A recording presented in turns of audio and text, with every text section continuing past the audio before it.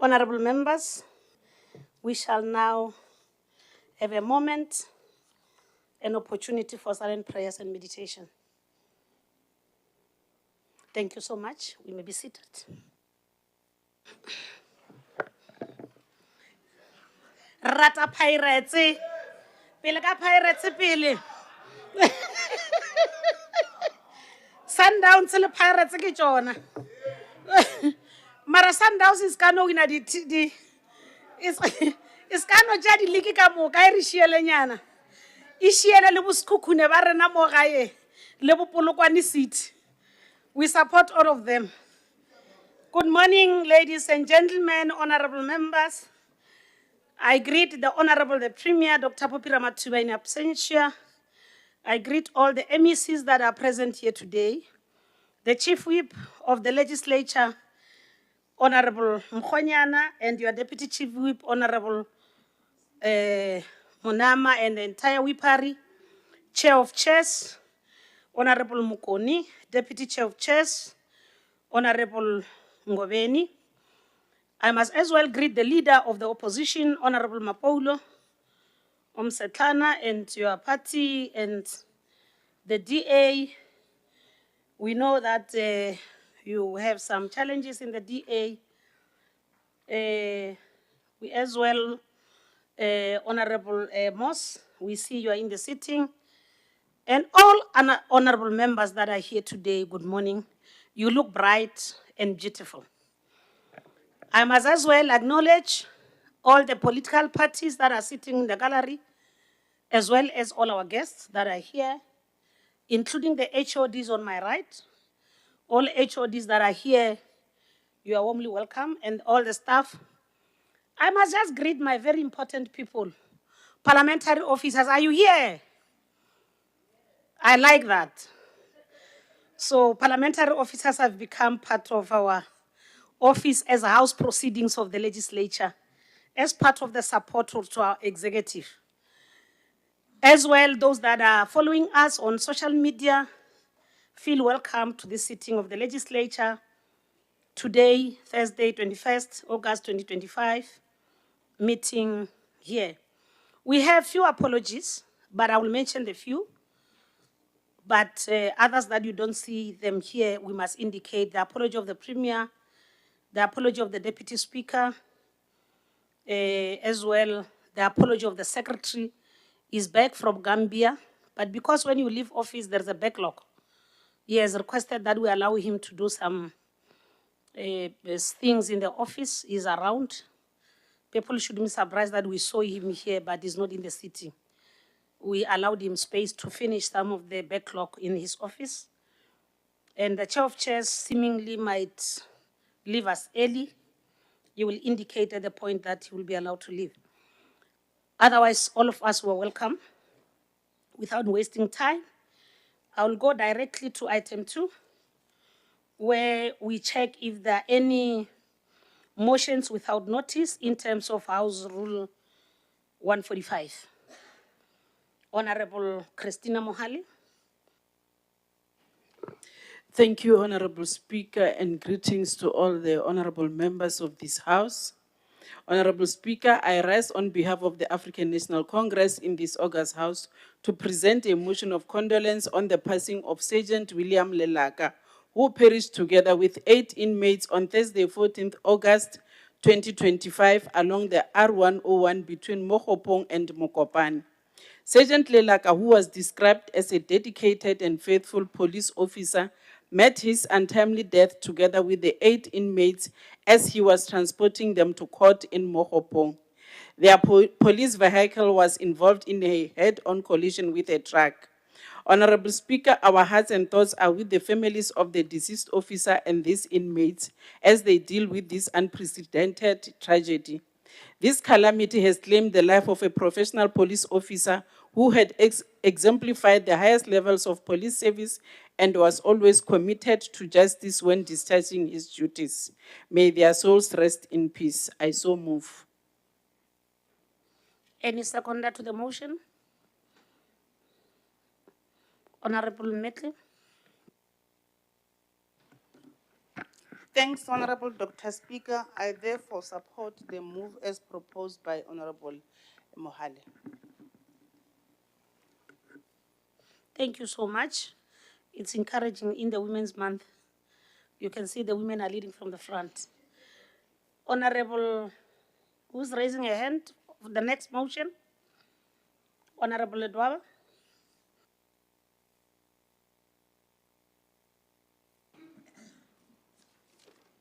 Thank you, Honorable Speaker. Motion without notice raising incidents of GBV in Limpopo. I rise on behalf of the EFF to move without notice that the House notes that EFF is disturbed and outraged by the spate of gender-based violence, specifically in the killing of women in Limpopo in recent times. This month alone saw the most killings of women by their partners more than any other month in the past 5 years. Intimate partner violence is a problem that affects women worldwide. It is a form of gender-based violence, usually where women victims are violated by, abused by their male intimate partners. The issue of intimate partner violence has become a public health concern. In addition, it violates women's human rights. South African studies indicate that intimate partner violence prevalence rates are high despite the intervention programs that have been designed to address IPV. We need to review current strategies designed to deal with GBV and develop programs that are aggressive and radical enough to address the problem of killing of women. The province of Limpopo has been left bleeding following the ongoing gender-based violence, which seems to be getting worse by the day. This week alone, over 5 women were murdered, all allegedly by their parents during the month of the women.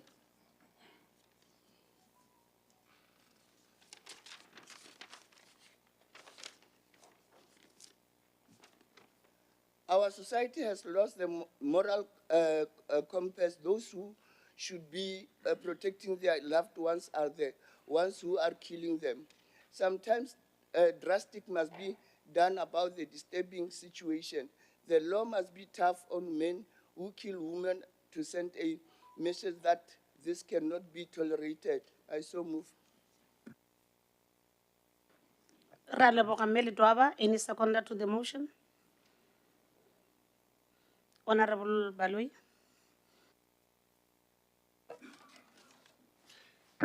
Ni kesile malani speaker no kushawetat member kwat. Ni me ale ni kuta seketela motion longa hlaiwa honorable Dwab. Thank you. Councillor Sunene, Honorable. Any further motion? Honorable Max.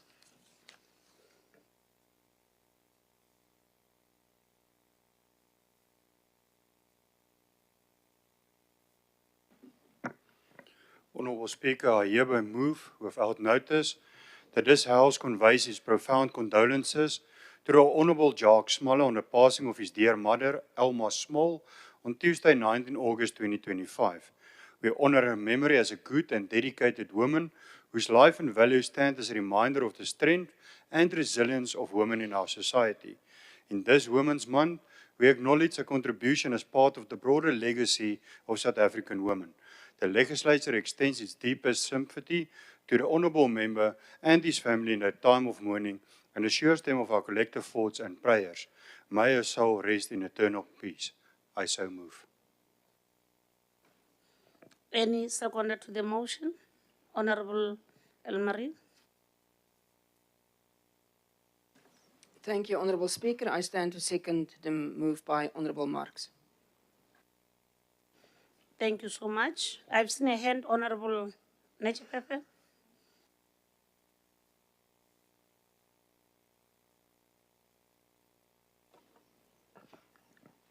Thank you, Honorable Speaker. I rise this morning on behalf of the ANC that this House note with appreciation the recent interventions by the Limpopo Premier Honorable Dr. Popi Ramatuba, and the Department of Public Works, Road and Infrastructure, as led by the MEC Tony Racheni, in unlocking the long-delayed Moroweng Roads projects. For many years, residents of Moroweng and the greater Letaba at large have endured poor road conditions that restricted access to economic opportunities, social services, and safe mobility. This House should further note that the department has not only resolved the challenges that had stalled these projects, but has also introduced a capable contractor to carry forward the project. The resumption of this project is a significant step towards delivering on the government's commitment to improve roads infrastructure, stimulate local economic activity, and restore public confidence. This House recognizes that the successful completion of these projects will reduce travel time, improve safety, and provide vital support to local businesses and farmers in Moroweng and the surrounding areas. We commend the Department of Public Works, Roads and Infrastructure under the leadership of MEC Ernest Rachweni for unlocking the Moroweng road project that has stalled for a number of years. We also welcome the introduction of the contractor to resume the work with clear expectations of quality and timely delivery. We also call upon the local communities to support and to jealously guard this project, which is intended to benefit both current and future generations. We further appreciate the introduction of contractors to upgrade 21 new roads in the province. This might be seen as a drop in the ocean because of the 13,000 kilometers of gravel backlog, but these new projects will make a huge difference towards our roads building programs in the province. I so move. Honorable Nechpepe, is there any seconder? Honorable Mokwile. Thank you, Honorable Speaker. I rise to second the motion by Honorable Nechfef.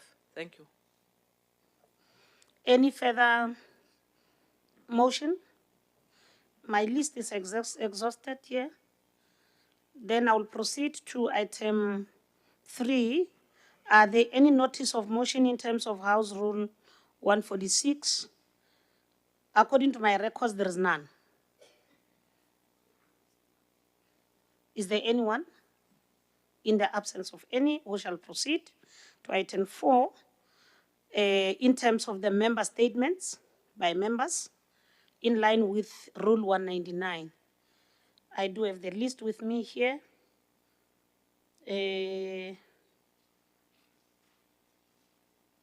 I only have Honorable Member Baloy and do you have Honorable Baloy and Honorable Mapoul? I don't know who starts. You will start. I will start.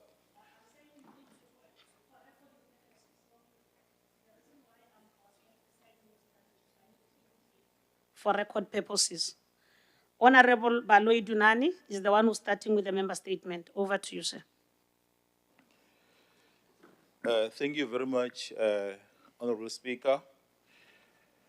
Sewage spillage in Mahonis and Waterfall villages. Honorable Speaker, the service delivery record of the ANC government to communities is appealing, to say the least. For 15 years, the residents of Mahonisi and Waterfall in Elim, Wembe District Municipality, have been living with a harsh reality sewage leaking in their neighborhood. Since 2009, this sewage has not been repaired. The ANC councillors have come in and gone, but no one cares about the sewage. Some residents have been writing letters for over a decade, but they are being ignored by the municipality. The sewage spillage is so bad that even run into resident houses, causing disease on children and adults. Even the livestock in Mahonisi and Waterfall villages drink the dirty garbage from the sewage spillage, resulting in many animals dying and people losing their livelihood. The dignity of the people of Mahonis and Waterfall village is being seriously violated by the government. These people deserve better than how they are currently being treated. No human being deserves to be treated like an animal. What makes this government different from the apartheid government? Because just like the apartheid government did, this government continue to treat people like the animals. I thank you.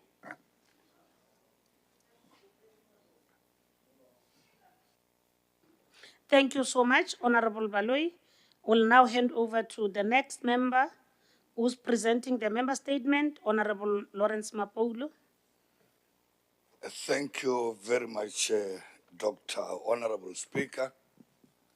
Indeed, these days there's a bit of humor in the House. People are laughing, giggling because of how you handle matters. And we would like to appreciate, Doctor, when the good things happen, we don't like to be silent. We don't have to be jealous. And if you are jealous, you will know that song, Ilaria Pelankua Manyalo. And I don't like to sing it here. But continue doing that, even if you do things that we feel they are not good, we are still going to tell you because we love you. Yeah, we are not here for any gimmicks. But my member statement says, honorable members, and also my colleagues from the EFF,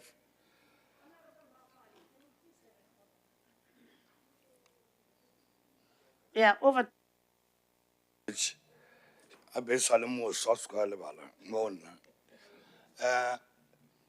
Honorable Speaker, Dr. Makuru Pecha, I need this information to be recorded in this House with a plea. It's not a plea, it's a plea from one of our Hoshes in the Capricorn district, being Hoshi PT Matala. I don't know as to whether it's PT or TP Matala, falling under Mogalakwana municipalities. And they've made a plea to one of our MECs, Ntate Kitabirwa, or Haba Bulela de Hoshi Gabuena. He said to me, Kiboni, Premier Babeile Luswana Nelinyane.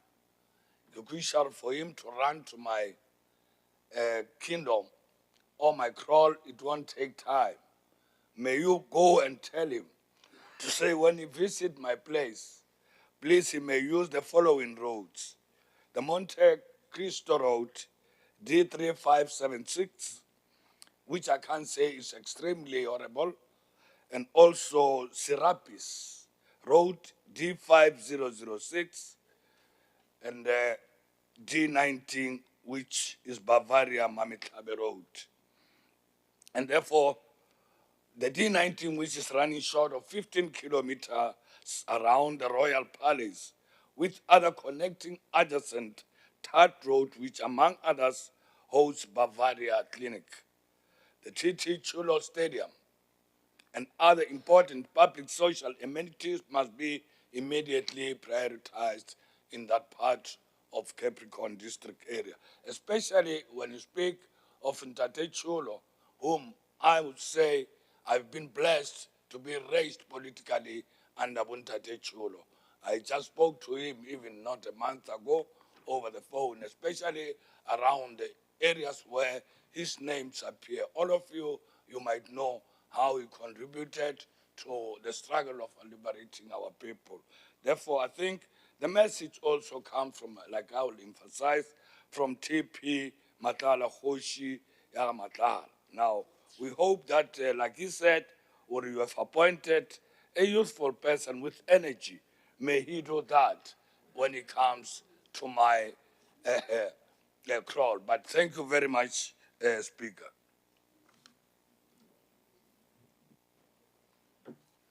Thank you so much. There were two member statements. Can I allow the leadership from the leader of government business, the MECs that are here, who are willing to respond to the motion? Honorable MEC, there is an issue that has been identified that there are areas when either you are not here or the MECs are not here. We allow one of you to take the member statements, but would wish to engage you further on how we can improve on the responses. So we'll engage you outside the sitting. Over to you, Honorable MEC Rachwin. No, thanks very much, Honorable Speaker, and greetings to you, Dr. Speaker, Dr. Makoma Grace Makurupeche, the leader of government business, the executive council members that are here, the chief whip, deputy chief whip, the chair of chairs, deputy chair of chairs, the whippery, and the doctors that are in this house, this August house, and all honorable members, including the leader of opposition, Ntate Mapolo. Ke bontšhe gore ke di kwele ditaba tša lena, Honorable Mapolo, tša Mokgalabje, tša Kgoši, TP Matlala. Ke nnete ke mo tseba kudu Mokgalabo, and le tše dingwe tša ditsela tše le bolelang ka tšona ke a di tseba. Fortunately, Yako Monte Cristo is one of the roads tše leng gore di ile go 5 kilometers. Tomorrow, Friday is tomorrow, yeah, that Friday, tomorrow, re tla be re handa over a contract kwa Mogalakwena municipality, ya Monte Cristo. Yeah, so tše dingwe tše Honorable Mapolo, re tla di lebelela. In the meantime, re tla make sure ya gore di a sepelega, re tla romela di kgerekgere kwa ba dira gore di sepelege. Re sa lebeletše mohla re khumana mašeleng. Ke a leboga.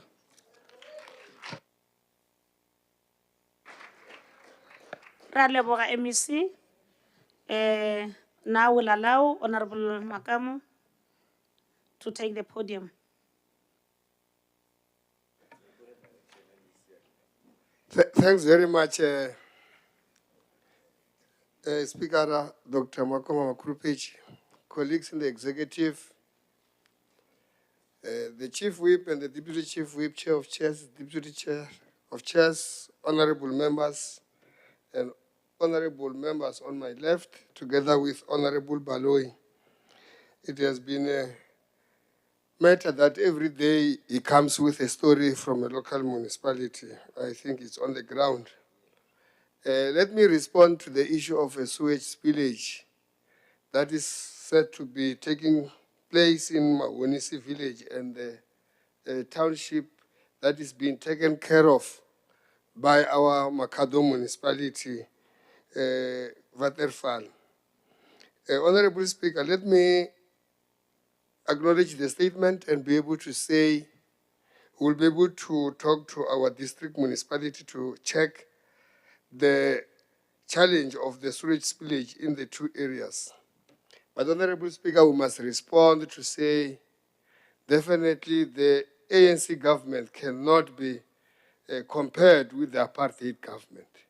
And I think Honorable Member know exactly Honorable Mopaul was trying to show or take the lead and showing how even Makoshi are so determined that with this leadership, whenever we are given information, we listen and we act on it. That's why Honorable Mapolo was able to talk about the work of Honorable Rachweni, and Honorable Rachweni came to respond directly here. So you can't compare our government when we have done so much within villages. The village of Mawonisi that you referred to, you know how rural it is. You know how it was impossible during the apartheid government to can put a sewage in that particular area. For the fact that it's there and we are going to repair so that it can be able to benefit. You can ask Honorable Tawumkoni. We even did a sewage in the Dan village, which has never happened in the apartheid government. So I don't think you are fair to compare the ANC government with that of apartheid because we're working for the people. Thanks, Honorable Speaker. Thank you very much for the response. we now proceed in terms of the order paper directly to item 5. In terms of executive statement, Honorable Chief Whip, I'm told our Honorable MEC today is ready. Honorable MEC Mate. Honorable MEC, I'm pushing you. Okay. The reason why I was laughing, I saw your name on the list, and I thought our meat, beef, has been resolved between me, you, and the chief whip.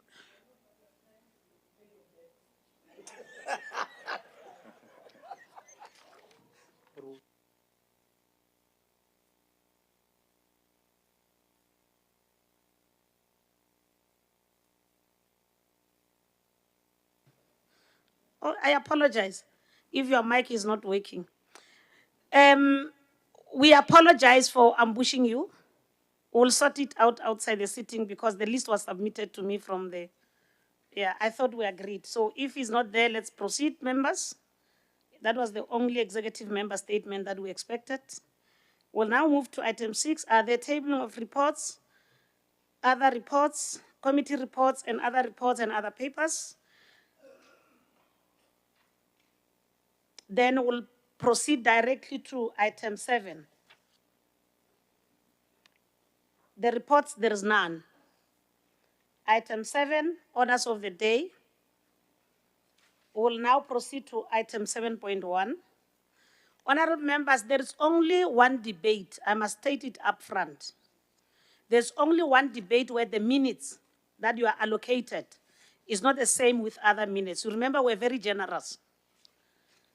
I want to state this up front so the members are prepared. When we come to the debate, only this debate is going to have more minutes, like 14 minutes for ANC, 7 minutes for Freedom Front Plus, 9 minutes for DA, 11 minutes for EFF. But when we go to 7.3, because there is no longer backlog, the programming committee has decided to go back to our normal allocation of minutes. So what it means is it's only MEC for transport that will be given 5 minutes to respond, and the other MECs that will come after, their response time is 3 minutes. So I just wanted to clarify that at the beginning so that we are not confused when time comes. Without wasting time, 7.1, consideration and adoption of the following reports of the Portfolio Committee of Transport and Community Safety Committee Chair, Honorable Mayor Kidiboni Libya. Auskiri. Auskiri. Today is your day.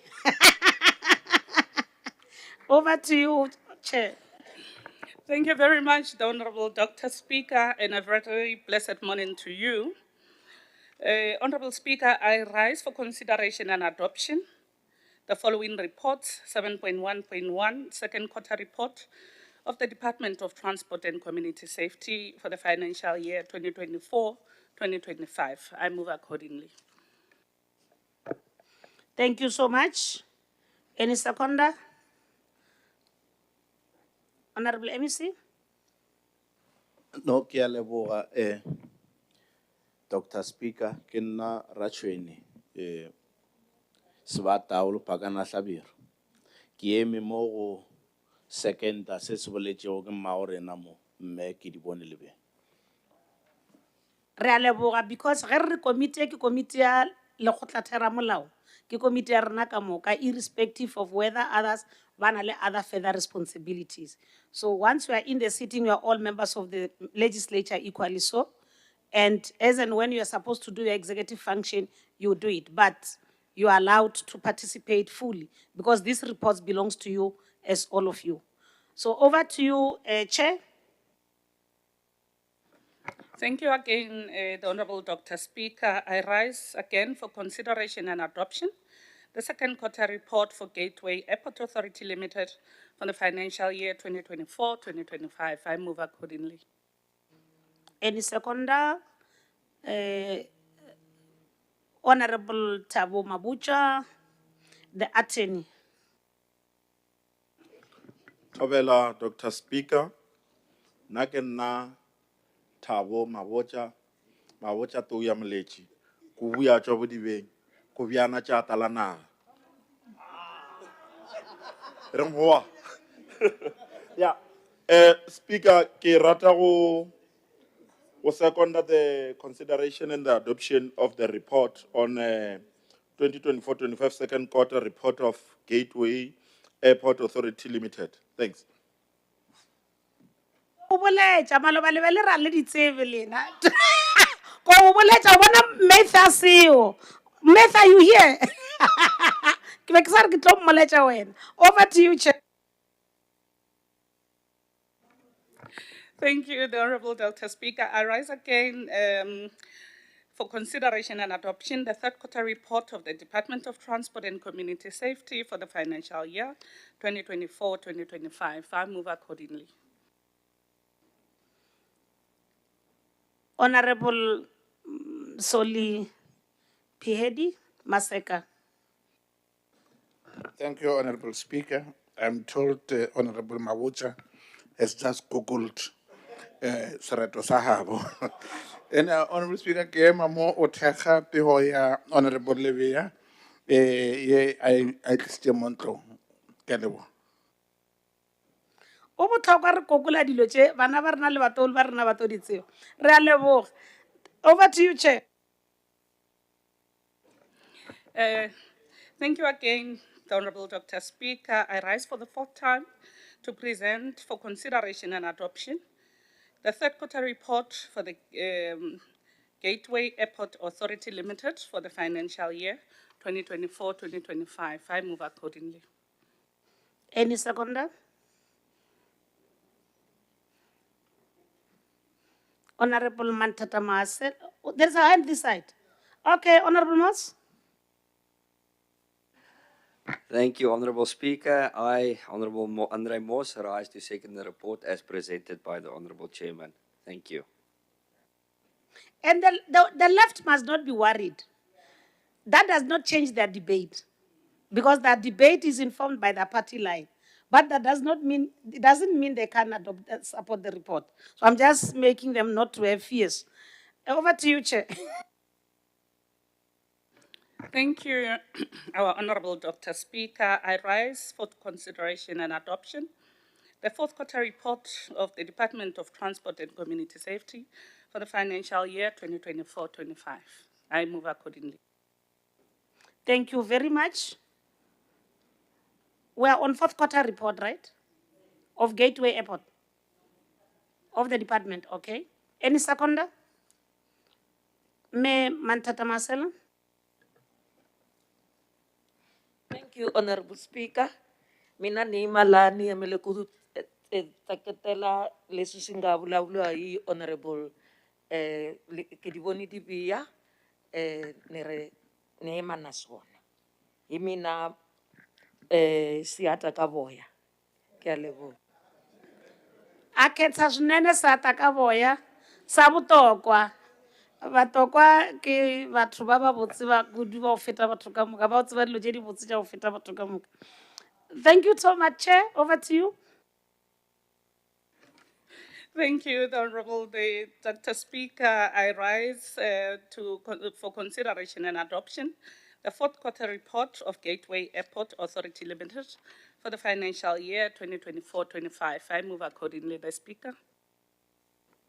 Thank you so much. Any seconder? Honorable Metz.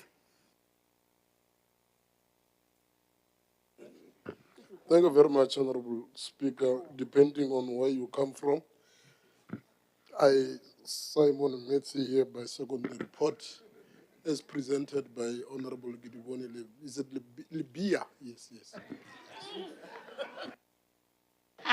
You can hear that Honorable Metz, how they speak and how they call even other surnames. So don't be worried about them. Their English is like the one from Munama that comes from Vets. It's not necessarily the Limpopo one, just similar to us. Libya, yeah. Over to you, Chair. You can proceed to the consideration and the adoption of the following reports of the Portfolio Committee of Transport and Community Safety, which are oversight visits. Over to you, Chair. Thank you, the Honorable Dr. Speaker. I, Honorable Libia, standing here for consideration and adoption. The report on oversight visit to Skukuni, Waterberg, and Capricorn District during the 2025 Easter holiday season that we conducted on the 16th of April, 2025. I move accordingly, the Honorable Speaker. Thank you so much. Any seconder? There is one person that he must know every day, must second for my subjective reasons. Honorable Nkonyan.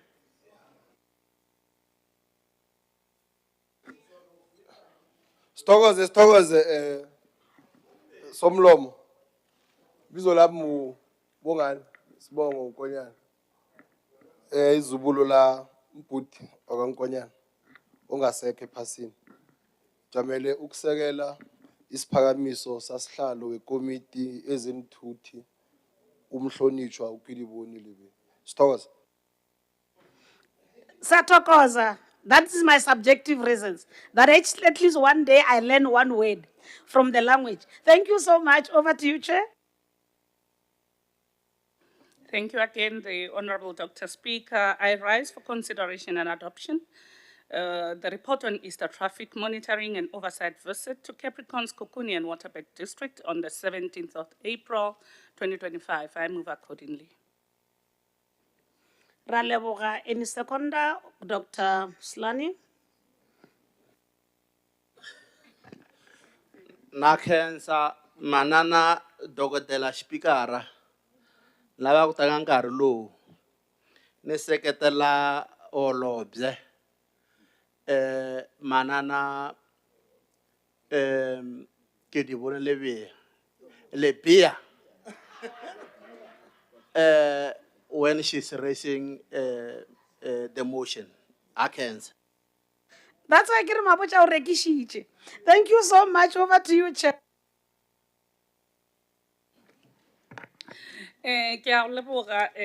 Dr. Speaker, I rise for consideration and adoption the report on traffic monitoring and oversight visit to Bembe, Mopani, and Skukuni District during the 2025 Easter holiday season, which was taken on the 21st of April, 2025. I move accordingly. Honorable Minister, you have been raising your hand, ma. I thank you, Honorable Speaker, Dr. Makoma Makrupage. Imvuleni la, idumezulu. I rise to second the report as proposed or submitted by the chairperson. Thank you.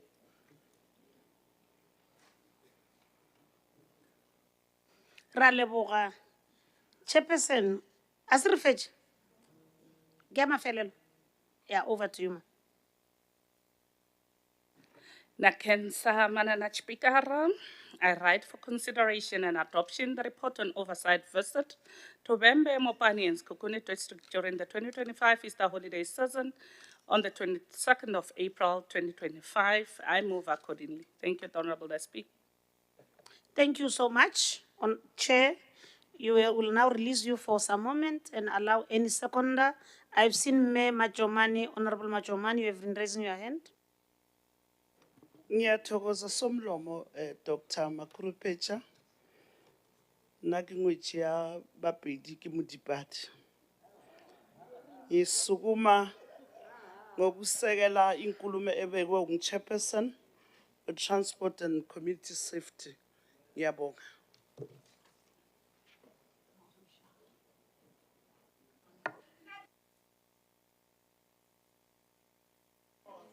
Ngiyathokoza. Thank you so much. One confuser, Nkonyana, so. Thank you, honorable members. We shall now refer to the speakers list. In terms of the speakers list, I've already indicated that this debate has got more minutes than the other ones. The first person who's opening the debate is Honorable Shai Sanboy Mpo.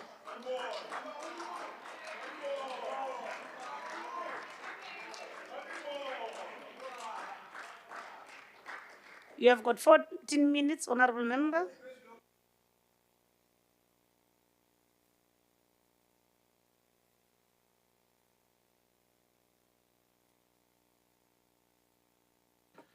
Thank you very much, Madam Speaker, Dr. Marco Mamakrupech, the Chair of Chairs and the Deputy Chair of Chairs, the Chief Whip, the Deputy Chief Whip, and members of the Whipari, members of the Executive Council,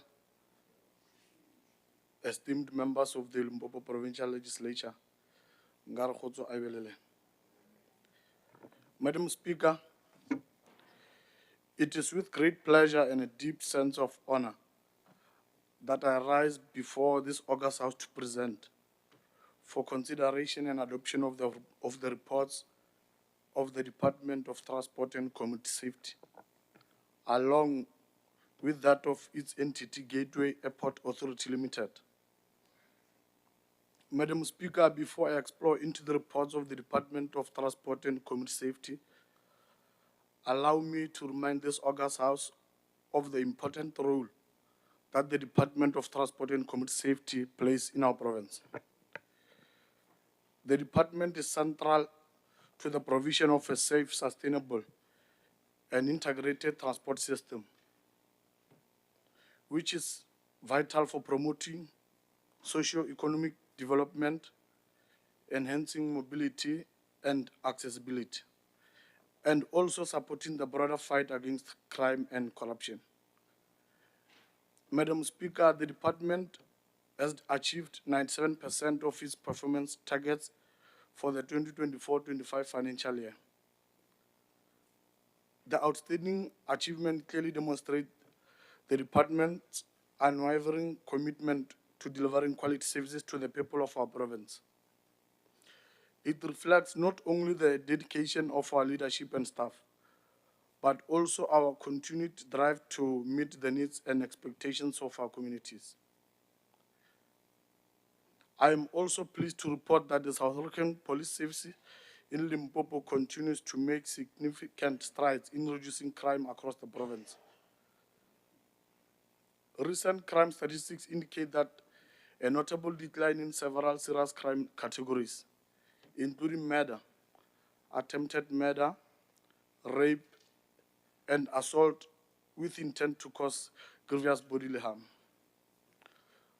The commendable progress can be attributed to the implementation of high-density operations, such as Operation Chanela and Operation Kukula, which have been strategically deployed in crime hotspot areas. In addition, intensified awareness campaigns in crime-ridden communities have played a vital role in fostering public cooperation and crime prevention. The enlistment of 553 police constables has further boosted the capacity of various police units across the province, significantly enhancing police visibility, rapid response, and overall crime prevention efforts. On administration program, the committee has noted that the department has discontinued the number of learnership programs implemented, despite the high unemployment rate, especially for young graduates. It was reported that the learnerships were for a 12-month period and were discontinued. However, the department is continuing with the 3-year apprenticeship program in mechanics. This initiative is designed to equip youth with practical and in-demand technical skills, enabling them to compete meaningfully in job market and contribute to the broader economy. Through this program, the department not only investing in individual futures, but also building the critical skills base required to support the maintenance and sustainability of our transport infrastructure. Madam Speaker, regarding the percentage of people with disability represented in appointments, the department has not yet reached the 2% in terms of employment equity targets. We urge the department to move with speed to fulfill the mandate of Employment Equity Act in that regard. Madam Speaker, to continue providing safe, accessible, efficient, and sustainable transport services. The department has rationalized 26 existing bus contracts into 9 consolidated agreements.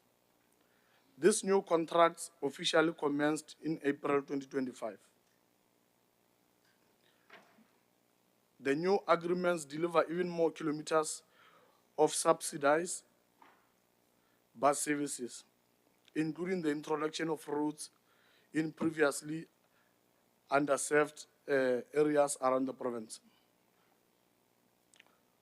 To ensure the successful implementation of these contracts, effective monitoring is essential. Currently, this function is performed manually by department officials, but the process is vulnerable to human error and potential manipulation. To address this, the department promises to introduce innovative digital monitoring systems using modern technology to enhance compliance, transparency, and service reliability across all subsidized bus operations. Madam Speaker, as the Portfolio Committee, we are proud that our province, in partnership with Gauteng Province, has initiated the process of establishing a high-speed rail link between Gauteng and Limpopo Province. A comprehensive pre-feasibility study is currently being done to assess the project's viability. The high-speed rail project will to be a transformative development, offering commuters greater choice between road, rail, and air travel. Once realized, it will significantly enhance connectivity, reduce travel time, and serve as a catalyst for economic growth and regional integration. Madam Speaker, the department has advertised 154 learnership opportunities for learner traffic officers to be undertaken over a period of 12 months. This initiative will contribute towards addressing the current shortfall of approximately 700 traffic officers on provincial roads. The department is in the process of establishing policing and safety forums in 10 municipalities. These forums will play a crucial role in local crime prevention efforts and are supported through monthly stipends to encourage active participation. The department is also implementing volunteer-based initiatives, including the young civilians on patrol and crime prevention through environmental design programs. These structures will work collaboratively with the South African Police Services to safeguard our communities. The department continues to provide funding and strategic oversight to Gateway Airport Authority Limited. Currently, GAL is not financially self-sustaining. The current board term comes to an end in September. The department has commenced with the recruitment process for a new board. This new leadership, together with the executive management, will have the responsibility of driving the implementation of the turnaround strategy and ensuring GAL becomes a financially sustainable contributor to the province's economy. The board will also ensure that the entity expedite the process to fill remaining vacant posts and further ensure that all appointments are completed. Lastly, the entity should ensure that its supply chain processes are beefed up and strengthened with the necessary capacity to execute its responsibilities properly. Madam Speaker, GAL is a business and it must evolve accordingly. It cannot remain a perpetual liability dependent on public funds without delivering measurable returns. The Portfolio Committee on Transport and Community Safety embarked on an oversight visit to all districts of Limpopo Province during the Easter weekend with the primary objective of assessing the challenges faced by motorists and the working conditions of officials managing traffic flow during the Easter weekends. During this activity, the committee has noted the presence of traffic and police officers was highly visible, contributing to order and safety on the route. The committee has observed that there were high traffic and congestion, especially with people moving from Botswana into South Africa at Grobelaar's Bridge border post. Many vehicles, especially buses and small vehicles, transporting members of the Zion Christian Church to Moria, contributed to the traffic. However, as the committee, we say that the National Department of Public Works should expedite the process towards the relocation of the Grobelaar's Bridge border post as a matter of urgency. Madam Speaker, the committee has also noted the deployment of technological devices along the border post in Bait Bridge by the Border Management Authority. And this has resulted in the apprehension and arrest of undocumented foreigners who wanted to enter the country illegally. The committee urges the Border Management Authority and other law enforcement agencies to begin to deploy modern technological devices to combat crime and ensure the safety of our people. In conclusion, Madam Speaker, as the Portfolio Committee on Transport and Community Safety, we shall do everything possible to ensure that the Department of Transport and Community Safety deliver services to our people in a responsible and accountable manner. I thank you.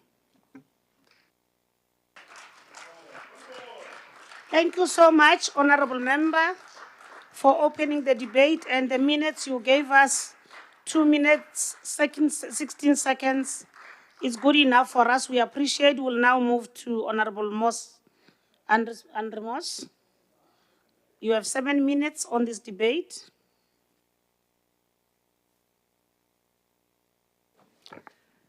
Thank you, Honourable Speaker, Honourable Premier, esteemed members of the Executive Councils, leaders of opposition parties, and members of this House and guests. Honourable Speaker, the Portfolio Committee made unannounced visits to the airports at the Air Force Base Hoedspruit, the Eastgate Airport, and the Hoedspruit Airport on the 19th of March 2025 and found the following. The Air Force Base provides water and sewage services to the town of Hoedspruit, yet the municipality is not paying for these provided services, which leads to financial strain. The Air Force Base face infrastructure challenges, particularly to maintain its sewage system, taxiways, and runways. To date, land and lease disputes remain as there is no formal lease agreement between the Air Force Base and the Department of Public Works regarding the land used by the airports. What stands out is that the Air Force Base is enduring financial constraints, yet it supplies water and sewage services to the municipality, who is not paying for those services. To resolve these issues, coordinated efforts between the Department of Public Works, municipalities, and the military are needed to address infrastructure needs and resolve financial and land disputes. The Eastgate Airport, which is a privately owned commercial airport, has a lease agreement with the Department of Public Works. The airport offers domestic flights to the OR Tambo and Cape Town international airports and contributes to maintaining the taxis and runways at the Air Force Base and provides crucial access to various reserves in the region.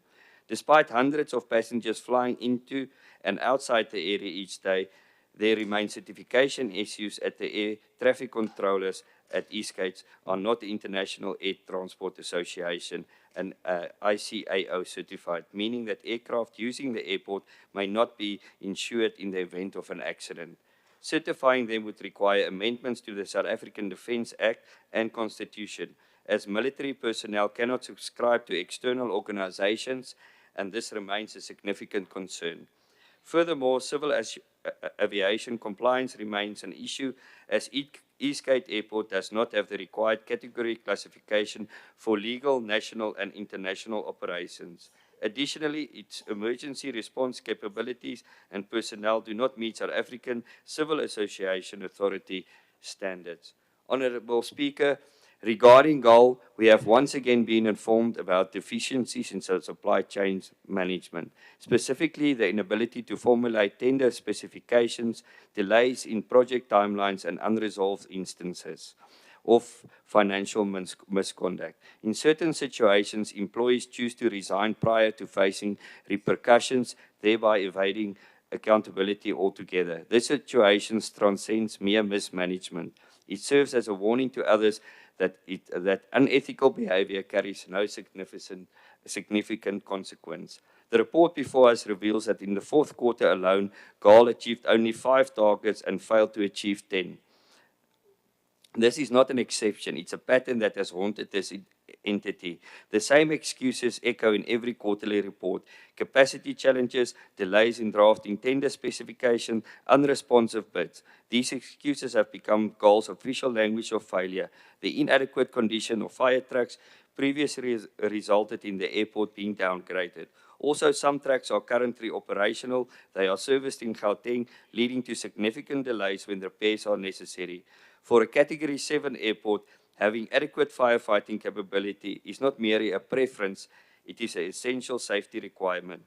Honourable Speaker, although GAL should become self-sufficient, it is still lacking to fill critical posts with requisite competent personnel and personnel with the required skills relevant to aviation. Furthermore, the entity has no competent business development plan. In the past year, GAL has surrendered 37.6 million during the budget adjustment process. These funds were meant for vital projects: runway refurbishments, CCTV cameras, cold storage hangars, and air conditioning chillers. Instead of modernizing infrastructure, the money was rolled over to next year, effectively delaying progress and undermining safety and competitiveness. Honourable Speaker, the department subsidized 689 bus routes. However, GNT persistently fails to fulfill its contractual commitments due to a fleet that is unfit for the road.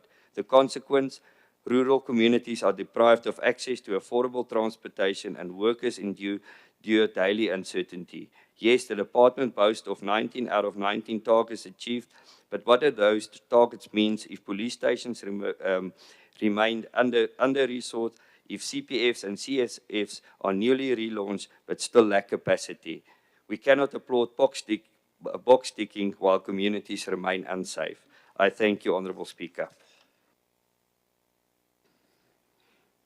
1 minute, 44 minutes is good enough. Thank you so much. We'll now proceed to Honourable Marie, Helen Marie. You have got 9 minutes.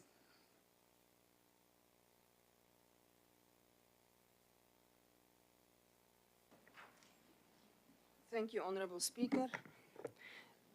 All the executive members present, the Chief Whip, Deputy Chief Whip, our Deputy Chair of Chairs, all the honourable members, the members of the opposition, all our guests, the support staff, and the officials present. Thank you very much for the opportunity. Honourable Speaker, the department was allocated 2.6 billion in the 24-25 financial year, and it is the highest contributor, Honourable MEC, it is the highest contributor in terms of revenue collection, with an estimated 47% of income contributed towards the provincial revenue budget. As a result, the department managed to collect 242.97 million in revenue against a set target of 219.69 million, which is commendable. Thank you very much. Varied success was achieved during the rest of the financial year. One of the issues not addressed were the percentage of compliance to e-disclosure of financial interests due to non-compliance by 4 employees, but I'm pretty sure that that can be addressed very quickly.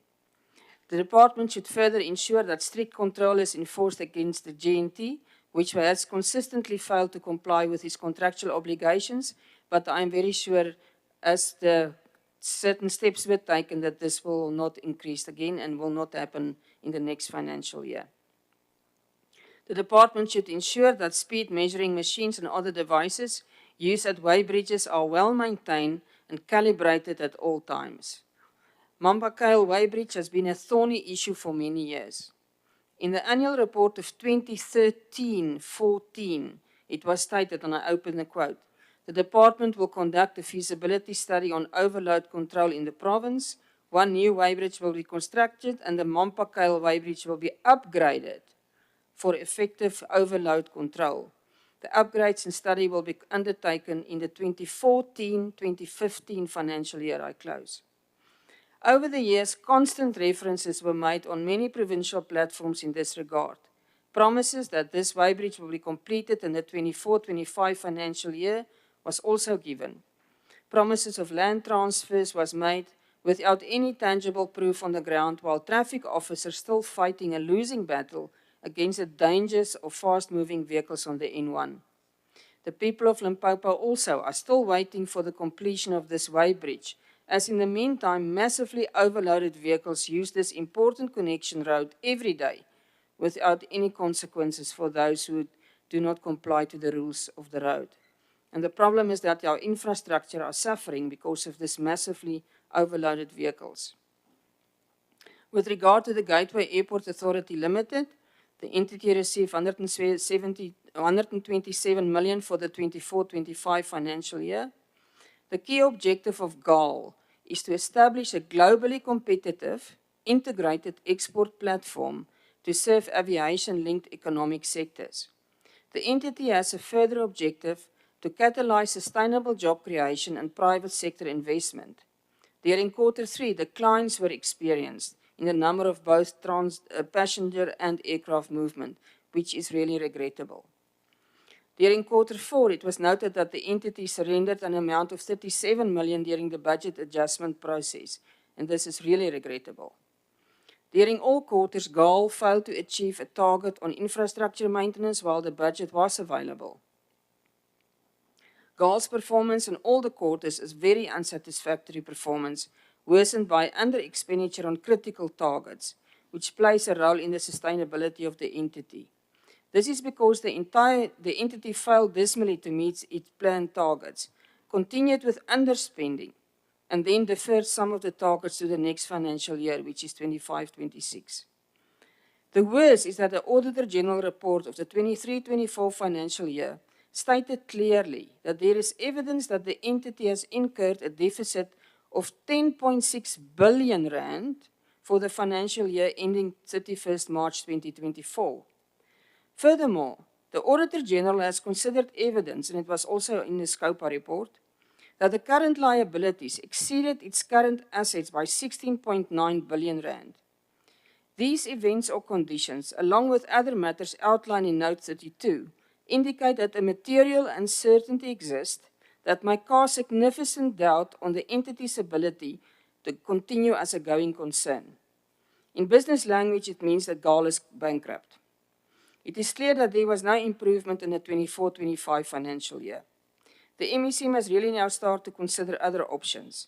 It is not good that our department is the biggest generator of revenue for our province, while GAL squander millions of rand. I thank you. Thank you so much. We'll now proceed to Honorable Dunani Baloi. We have got 11 minutes. Tata Makgopa, your computer, it's not showing minutes. It will cause me problems. Please fix it quickly so that we don't rob Honorable Baloi for his minutes. But I'm now looking at my watch. You can proceed. I won't rob you. I hope by the time it appears, it will appear when it is correct. Ni kesile manana speakera ni xeweta member hinkwato leti nga kona haleni va MEC wa hina ni nga rivali ku xeweta member honorable members of the EFF led by Commissar Honorable Mapole. Honorable Speaker, the Department of Transport and Community Safety and License is the department of delays and underspending. Every budget on the key program in this department is underspent while service delivery is delayed. For example, the administration program has underspent because of the delay in filling the vacant post, filling through promotions. The delay of filling funded vacant posts is clear sabotage to service delivery because it is the people on the ground who suffer when such posts are not filled. Maybe they are still fighting as to who should occupy those positions because the days posts in government are advertised just for militias compliance. There are people already earmarked for those positions, especially those ground forces and volunteers of the ANC.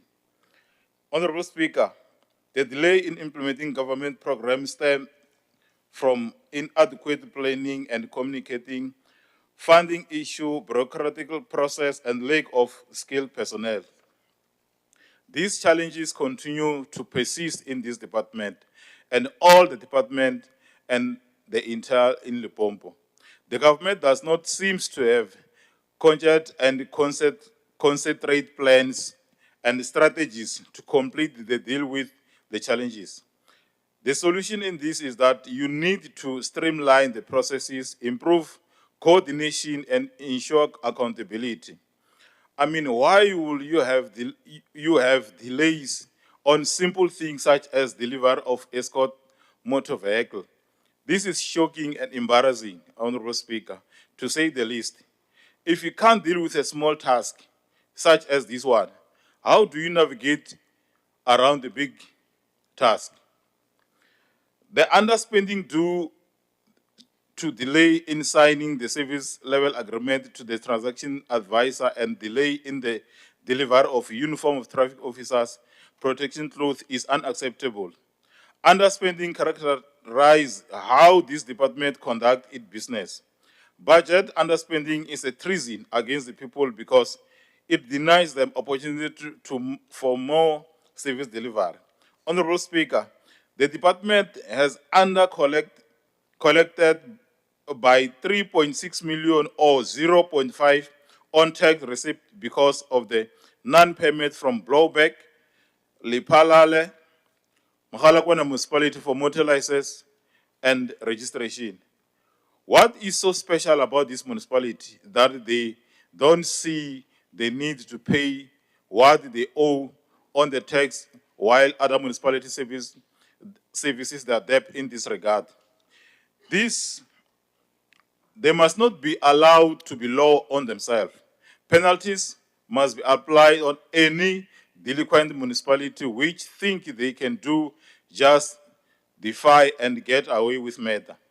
This is what happens when the government has no idea on whether they are going or coming.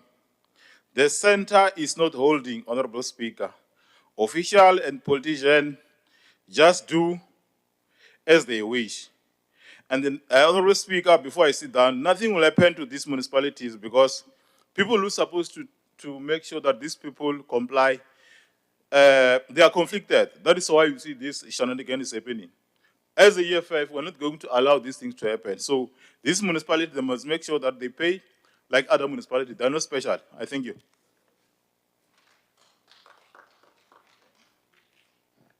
Thank you so much.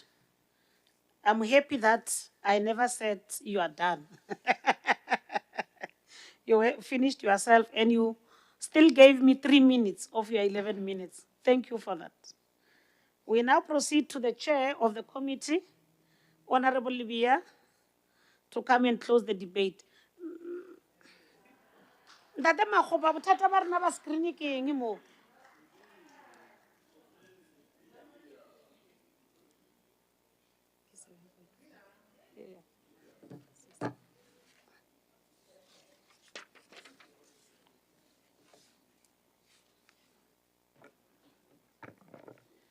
Thank you very much, the Honorable Dr. Speaker. A very blessed morning to you, to members of the Executive Council, the honorable members in the August House, distinguished guests and members of the media fraternity that are in the house and logged on to different live streaming channels. The Honorable Speaker, while I'm seated there, I hear people calling themselves by names that I had to also go and Google. But I knew Google will not assist. Then I sought the assistance of my dear mother, Marumo Mamtlagal. Say, Marumo, please. Then she says, I'm Chairman Wabokwena Rampia tša go ba dikgoši.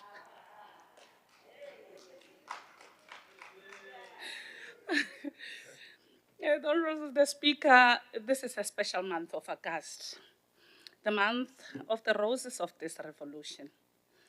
And I would like to draw attention to this August House to the words of the revolutionary man that once walked the side of heaven, Amilcar Cabral, when he said, and I quote, "We must practice revolutionary democracy in every aspect of our party life. Every responsible member must have the courage of his responsibilities, exerting from others a proper respect for his work and properly respecting the work of others. Hide nothing from the masses of our people, tell no lies, expose lies whenever they are told, mask no difficulties, mistakes, and failures, and claim no easy victories," close quote. And this quote, I'm dedicating it to the honorable member on my left that has just left the podium. Honorable Dr. Speaker, this debate, it's taking place in the month of August, yes. But today I want the August House to really take off their hats to these four women of the revolution, Congress women par excellence, Mam Lillian Goy, Mam Helen Joseph, Mam Rahima Musa, and Mam Sophia Williams de Bruyn. We owe our resilience, we owe our steadfastness to these women of the revolution, Honorable Dr. Speaker, that sit and put a baton in front of us to continue and be standing in this August House as women of Limpopo, proudly representing the generation of our time and the generation that is to come after us. Honorable the Speaker, back to business of the day as usual, and in exercising our constitutional mandate, we are tasked in playing a transparent oversight. We then, as a portfolio committee, we meet with the Department of Transport and Community Safety. We also meet with the NTT Gateway Airports Authority Limited, and by extension, we meet with the South African Police Services. And Honorable Shai has represented us so well, and I'm not tempted to go back to the information that he has brought to this August House. The Honorable the Speaker, with that being said, we cannot sit without appreciating the leadership and the stewardship of Manana Susan Violet Mate in the Department of Roads, of Transport and Community Safety, the Honorable the Speaker, that we've seen significant changes. Yes, we are not saying everything is ship-sharp, but we are saying we've seen significant changes. And when I presented here, the Honorable Dr. Speaker, I spoke of the oversight that we had embarked on in April during the Easter period. And I'll say this again, that we are elated as a portfolio committee that during that Easter period, the Honorable Dr. Speaker, there were no fatalities. It means 0 fatalities on the N1 during Easter period. And that is definitely a good story to tell. And the Honorable Dr. Speaker, that was a collaborative effort between the traffic officers at the provincial level, our municipality, the officers, the RTMC, and equally, the guidance and visibility of members of this legislature, the honorable members that are all seated here in this August House, that had joined on these operations that happened on the N1 and elsewhere in the province. And that is worth commending the Honorable Speaker. And like we said, we also ask, who will guard the guardians? And we are saying to the motorists of this province that it is our responsibility that when we get in the road, we take responsibility of our cars and those ones that are around us. Because with these things that have been said for Easter period of 0 fatalities, we want to maintain it as a province. The Honorable Speaker, we also really appreciate the 147 officers that we see on our roads. This, the Honorable Speaker, is another effort to create jobs and show commitment towards the reduction of road fatalities that we do not want to see on our roads. And the bus contracts, yes, the Honorable Speaker, it will assist the people of our province, particularly the majority of this province of Limpopo, those ones that we know the background that they are coming from, the ones that we know that have been adequately been hit hard by the socio-economic conditions of the livelihood that we find in our province as a rural province of Limpopo. They will benefit from these subsidies. And sometimes, the Honorable Speaker, it's not only about opposing that we must do in this August House. We must all together, across all political parties, be able to really applaud areas and efforts that the government of the African National Congress is doing in our province. And this bus fares, Honorable Speaker, it is reduced to close to nothing at the level of commuters. And we give all these thanks to the government that is led by the African National Congress.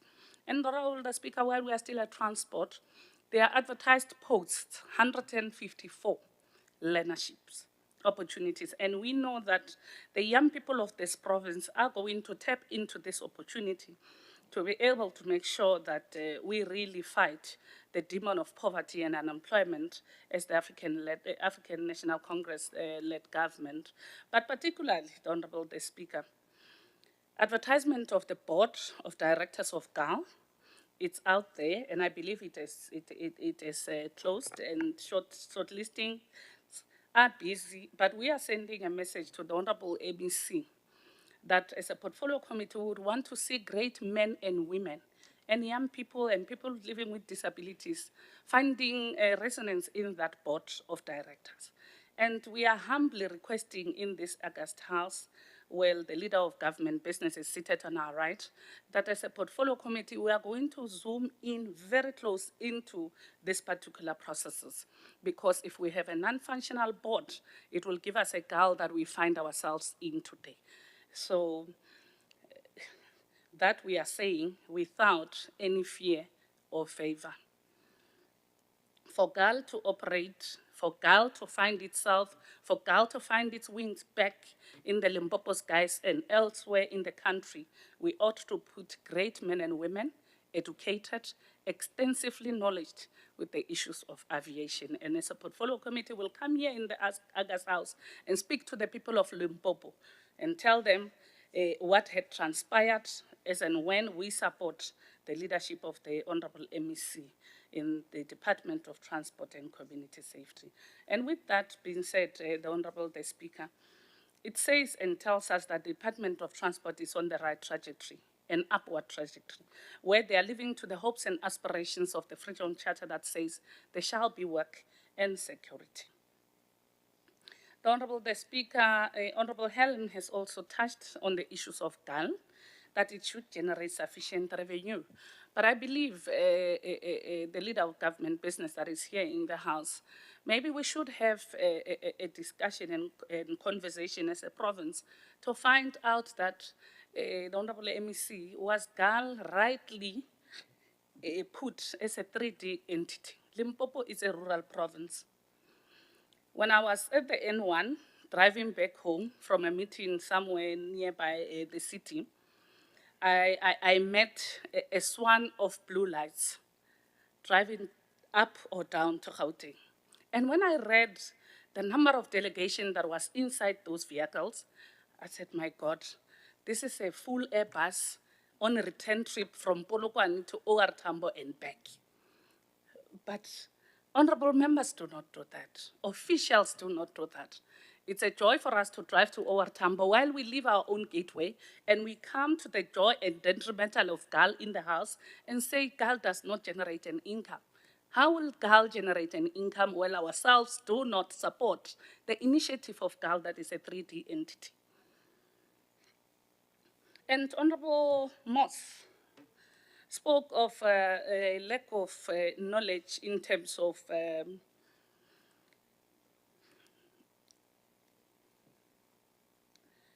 it skipped my mind. But we were informed, the Honorable Speaker, that there are 18 intents that will be integrated into finance that will be able to work on that specification, Honorable Moss. It is back in my brain now.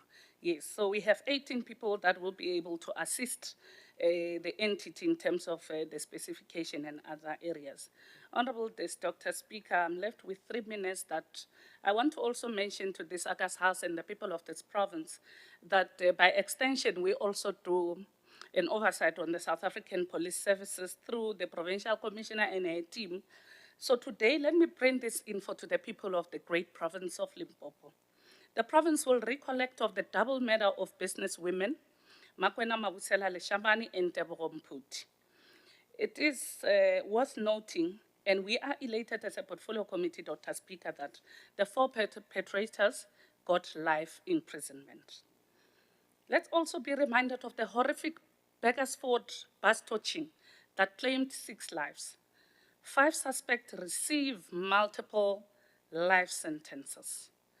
The assassination of Collins Chabane Municipality Mayor, Moses Big Moss Maluleke. 5 arrests have been made to date, which I believe have all resulted in life sentences. And the philosophy that is deployed by the men and women in blue in this province is simple, the Honorable Dr. Speaker, yet powerful, that says criminals may run, but they cannot outrun a team that never sleeps.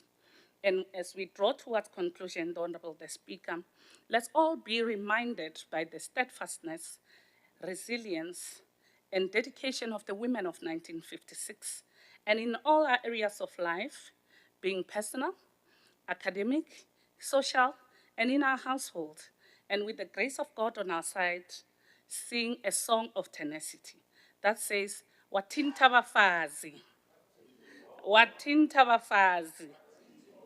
And I thank you, the Honorable Dr. Speaker. Chair, the 1 minute, 50 seconds is good for me. Thank you. We now proceed, honorable members, to allow the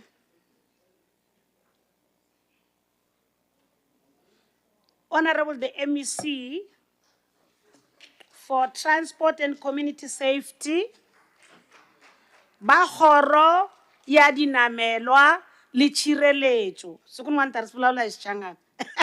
Ke kgoro ya dinamelwa le tshireletso ya setšhaba sa Limpopo, Mme Susane Violet Mathe ba ka Baloi. So ina Vatsonga a hi vulavuli Xichangani, hi vulavula Xitsonga. Inkomu. Aka manana Speaker Dr. Makrupeji, Honorable Chief Whip and your entire office, Chair of Chairs and your Deputy Chair of Chairs, all the members of the Executive Council in the House, chairpersons of Portfolio Committee with special reference to my chairperson, Honorable Livia, and the entire committee, honorable members, ladies and gentlemen, abusheni. Honorable Speaker, ntaranga ni hlamula buti laya Kalanga. Ina va ka Baloi va Kalanga. Yes. Va Kalanga vo huma a Egypt, not a Central Africa. Honorable Baloi, you are saying the department is unable to spend due to whatever you have said. You are saying we're even failing to purchase uniforms for our traffic officers. We're even failing to procure even traffic fleet. It's not true. As we speak, the department has procured more vehicles and now they're at the branding stage. And we're busy with the installation of blue lights so that fleet are there. And on the issue of buying of a uniform, we don't just buy as a department. We participate in what we call National Transversal Procurement Plan of the National. So as we speak now, go to your nearest traffic office, if you do have in your area, you will see your officials or your officers wearing a brand with its unusual color of the traffic officers. And the issue of saying we are not filling posts as expected, I'm sure circular number 25 with this one of leadership came after circular number 24, which we've advertised administration office or a post. So you are not going to talk about failing. We can be slow, yes, because we don't want to do shoddy work. That's why we are doing it like what we are doing. But that thing of saying we cannot spend because we are earmarking other people, I don't know of that one, unfortunately. If we do have examples, you can just give me when we go out so that I can see who are these people that have been earmarked by this department. On the issue of wood sprayed, we can't compare wood sprayed with our Polokwane airport. Wood sprayed, once you are at the East Gate, you are already in Kruger National Park. So those tourists that are coming to Kruger National Park are the ones that are making that airport to be booming. But it is under the private ownership. Hence, they are not going to be given a license to accommodate or to receive airlines from outside the country. No, it can't. And again, with our gateway, we are saying it's not like booming. How many of you here have you ever used that airport going to Gauteng? Madam Speaker, the research says we don't have passengers that are willing to go to Gauteng on a daily basis or once a week using that airport. It must start with us. But I know we cannot because Rinyaka Machangura want to claim for the kilos that we are driving to Gauteng. If it was not for that, we're going to use that airport. So again, on the issue of police stations, I agree with Honorable Helm to say we don't have enough. Where we have police stations, most of them are dilapidated. But that one is not within our function, Honorable Helm. What we do, we coordinate. It is the National Office duty to make sure that all the police stations are built or maintained. So with us, we are just coordinating. So I think we'll be doing that. We'll be going all out to see how many want maintenance and how many must be demolished and we build the new ones. Then the other one was the 97% of our target that we have met. Yes, we are aware, Honorable Shai, that's why we are not sleeping on duty. We are continuing to make sure that the 3% that we have lost or that we have missed, we must meet them because failure for us to meet the target that we have set on our own, it means we are denying the people of Limpopo the services that are due to them. So before I sit down, Honorable Speaker, let me take this opportunity to say, I welcome all the inputs, the advices, and the criticism from the portfolio committee. The Bible says, teach us so that we can learn. I thank you. Thank you so much, MEC, for even honoring our time. You can see later, you see, I'm learning every day. You can say, so now we'll proceed, honorable members, to item 7.3. In terms, item 7.3 is consideration the adoption of the following reports of the Provincial Portfolio Committee on Provincial Treasury. Ntate Maseka Piedi, the chair of the committee, Bahananwa, the podium is yours.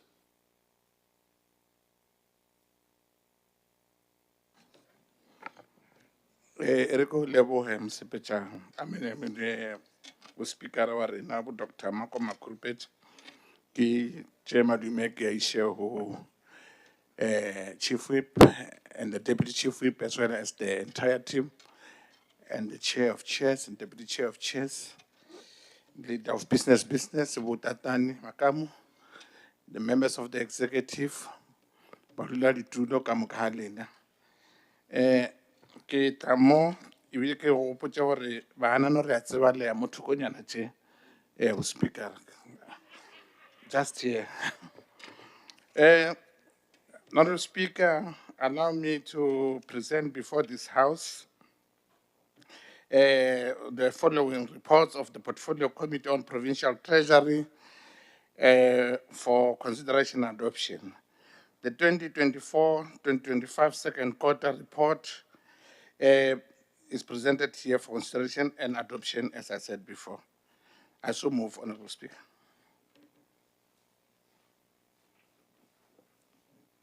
Any second, honorable members? Honorable Ella Kupa Mabuza. Thank you, Honorable Speaker, and greetings to the members of the Limpopo Legislature. I here to second the Honorable Chairperson PAD, and thank you. Ra leboga. Over to you, Chair. Once again, Honorable Speaker, I rise to present before this House the 2024-2025 third quarter report for consideration and adoption. I so move, Honorable Speaker. Thank you so much. Any seconder? Baagisane ba secondana bo katune chifefe. Madam Speaker, I rise to second the adoption of the report as presented by the Chairperson of the Portfolio Committee. Thank you. Thank you so much, Honorable Chair.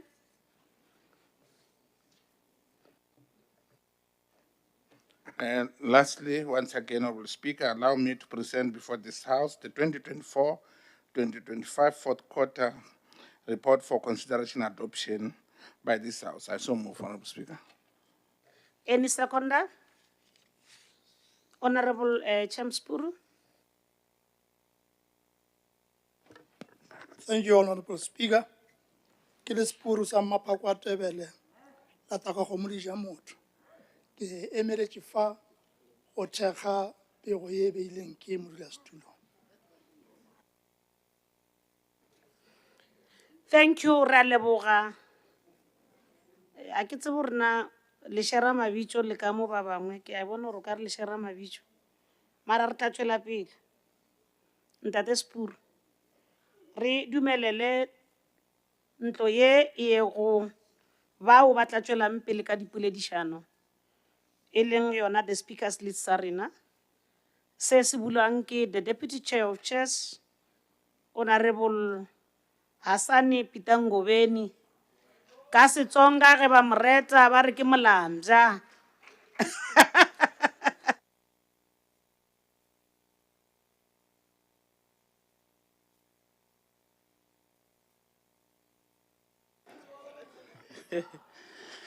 Thank you very much.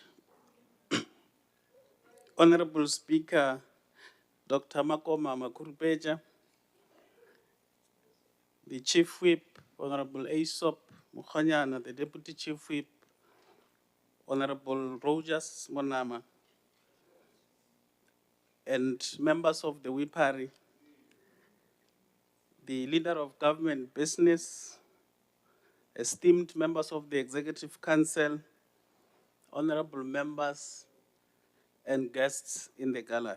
Good morning. Thank you very much, Honorable Speaker, for affording me the noble opportunity to make my humble contribution on today's debate on second, third, and fourth quarter reports for Provincial Treasury. At the outset, and through your permission, Honorable Speaker, allow me to state that the Department of Provincial Treasury has made significant strides in achieving 100% in terms of their targets.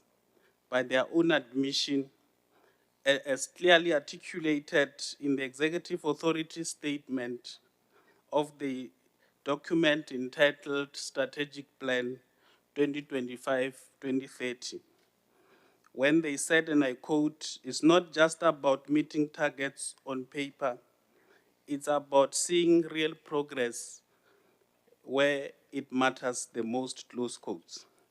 It is therefore my understanding of this assertion, of the above assertion, that we must do whatever it takes to nudge all departments, all entities, all municipalities into the insatiable appetite for good governance and ethical leadership. The immediate question becomes, how do we produce the type of leadership that will give us these results? Honorable Speaker, the Provincial Treasury, laden with solid and tested experiences, can best be used as a yardstick and benchmark for the future we want to construct. Let me now deal with much more serious substantive issues.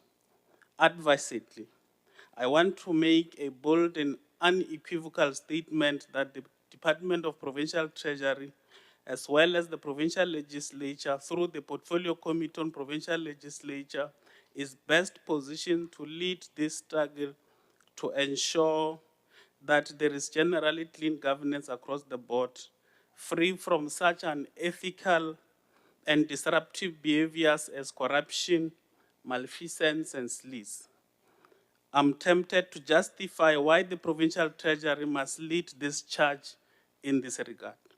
The charge to ensure that all departments, all entities, all municipalities not only attend clean audit, but also deliver services to the people.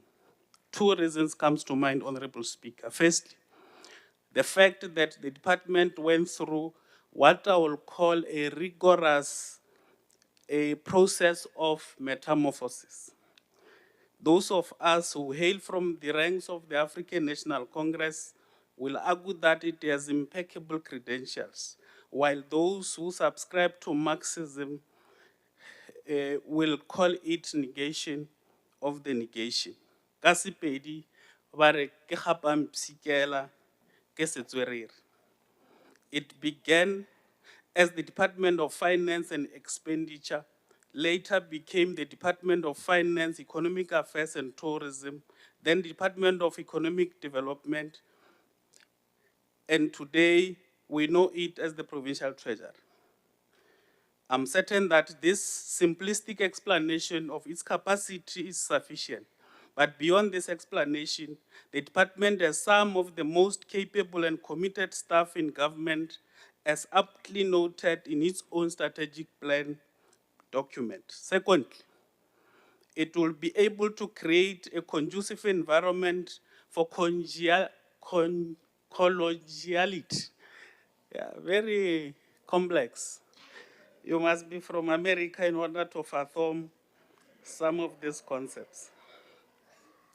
And collaborations, just like the geese birds during migration. These birds, Honorable Speaker, fly in V-shape formation to take advantage of the upwash created by the wings of the bird in front. Once a bird in front gets tired, it falls back and it will be replaced by another. In doing so, the entire flock increases its flying range by 70%. Geese also honk as a way of encouragement. Therefore, no department, no entity, no municipality, no official should fly solo. When one of the geese, which is the goose, gets sick, two of the geese will accompany the goose to the ground until the goose is healed. And in this regard, and I think with reference to this assertion, when the municipality is sick, the provincial treasury, the legislature must make sure that we zoom into that municipality until that municipality is up to speed in terms of ethical governance and ethical leadership. This can be clearly reflected and attested by how, as a province, through the treasury, we have decisively traversed through the turbulences of Section 100 and 139 of the Constitution. And our meticulous and watchful monitoring and oversight mechanisms as the legislature.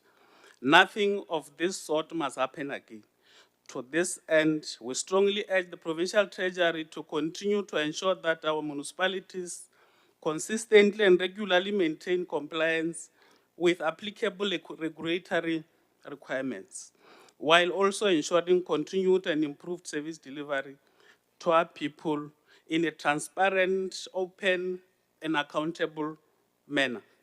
It is against this backdrop that we are emboldened and unshaken that our municipalities will strive to improve audit outcomes in the forthcoming audit season. Honorable Speaker, flowing from the above, the Portfolio Committee on Provincial Treasury took a decision together with Portfolio Committee on Coxstar to jointly interface with Section 71 reports as a way of strengthening oversight. This decision is predicated on Section 114, subsection 2, paragraph B of the Constitution and Section 71 of the MFMA number 56 of 2003. There is absolutely no need for municipalities to be alarmed. We come in peace, humble and contrite, like geese. The recurring concern on Section 71 is the low level of expenditure, particularly on capital projects. This is as a direct consequence of poor planning that will eventually lead to delay in terms of the rollout of infrastructure projects, a recipe for underspending. Honorable Speaker, let us therefore rise to the occasion, not as isolated actors, but as a collective bound together by purpose. Like the geese in flight, let us honk encouragement to one another, rotate leadership when fatigue sets in, and extend our wings in unity to cover greater distance. Provincial Treasury, please be our compass. Departments, entities, and municipalities, let good governance and ethical leadership be our wind. Thank you for your kind attention. Rale, the 1 minute is good enough. Honorable Max, is it you? Over to you. Honorable members who were not here, we have agreed that if the parties changes names, please give us in writing so that we are aware that this member is no longer coming, we are changing so that we don't have confusion, even for the record purposes. Did you get ours, Speaker? Did you get our notification in this regard? So if administration has not given it to me, they must know that they need to update us so that I have the record. I will follow it up. Thank you, Speaker. Speaker, the provincial treasury is the financial conscience of a province. If it's strong, disciplined, and independent, the fiscal powers improves, service delivery advance, public trust grows, and the economy prospers. If it's weak, the result is a fiscal crisis, corruption, bailouts, collapsing entities, eroded public confidence, and stagnation. Limpopo knows this all too well when Treasury and other departments had to be placed under administration. We have still not fully recovered, and the scars remains visible in our stunned socio-economic development. On paper, the Limpopo Treasury appears to be excelling. Quarter after quarter, it reports 95 to 100% achievement, even overachieving in women-owned procurement and transversal training. Yet, beneath this glossy surface lies troubling reality. Our state-owned entities are in crisis. In quarter 2, several failed to submit financial statements. By quarter 4, the Gambling Board still refused. Great North Transport, GAL, and LEADER remain fiscal black holes, reliant on bailouts with no sustainability. Worse, GNT attempted to divert 100 million earmarked for new buses to other purposes. The Portfolio Committee rightly resolved that the 2023-24 allocation must still be accounted for. We face gross municipal incapacity. In quarter 3, the Portfolio Committee itself found municipalities over-relying on consultants to draft financials. In Modimolle Mogopong, the council simply rejected recovery plans. Without internal capacity, stability is impossible. There is no consequence management. Quarter after quarter, 100% of irregular expenditures requests are condoned. Forensic reports gathers dust. Only 53% of recommendations are implemented. PPE procurement irregularities were quietly shifted to the Premier's office. This is not accountability, it's abdication. We face infrastructure stagnation. By October 2024, only 58% of the provincial infrastructure budget and 21% of MIG allocations had been spent. While Treasury ticks compliance boxes, bridges, clinics, and schools remains unfinished. Our fiscal sustainability is under threat. Compensation of employees consumes 65% of the budget. Medico-legal claims drain hundreds of millions. Bailouts continue. Speaker, beneath the veneer of functioning treasury, the foundations of fiscal governments are crumbling. Our treasury has not recovered from the capture and hollowing out a decade ago. It remains underskilled and under-resourced, unable to enforce proper control over departments, entities, and municipalities, many of whom are openly if this seventh iteration of ANC-led administration, it is still the same leopard with the same spot. It is serious about good, clean governance, then our provincial treasury must be empowered and capacitated with skills and expertise.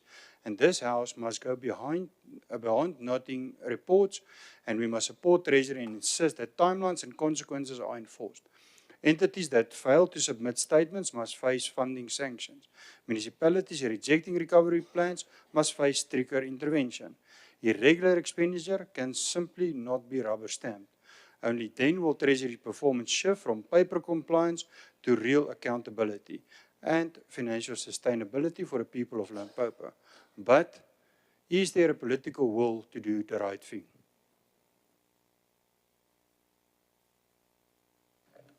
Thank you so much. The 1 minute, 6 seconds. I'm trying to see who's giving us more minutes. And thank you so much. I see EFF here, can I listen to gratitude one? Oh, okay. Honorable Law.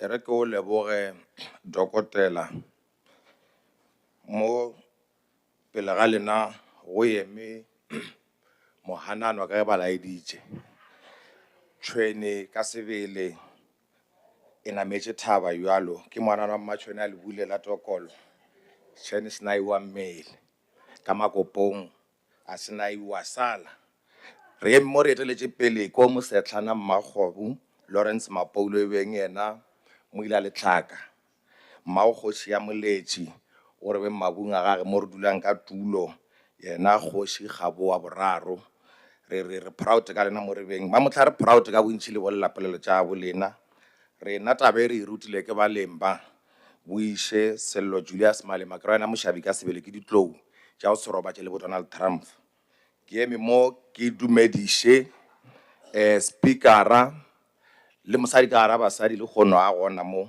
premier wa rena ke dumediše ka le kgweding ya basadi ke dumediše Mmalebogo mola motseng wa Masakaneng ke rena ngwana mabotša ke ditou o tswa ka mo lefatsheng la Maroe mo mmušo pallang kudi ya tsela ye ka re sepetša mola ra fitha toropong e ntsho mo le re thabiša ke tša moya ona ke re le dumediša ka moka le kgono le tswele pele le tshwere jalo le bollapolelo tša bolena gore batho ba kwe melaetša mola ke bone le makgowa a gakantšha ke sekgowa sa bo bona ba ngala mantšu gare le ba go tšwa America ba sa gakanega ke tseba monnola e le mathe gape ke be ke botšiša gore na o na le membaro o montshwa mona ke kwa le mmitša ka maina a America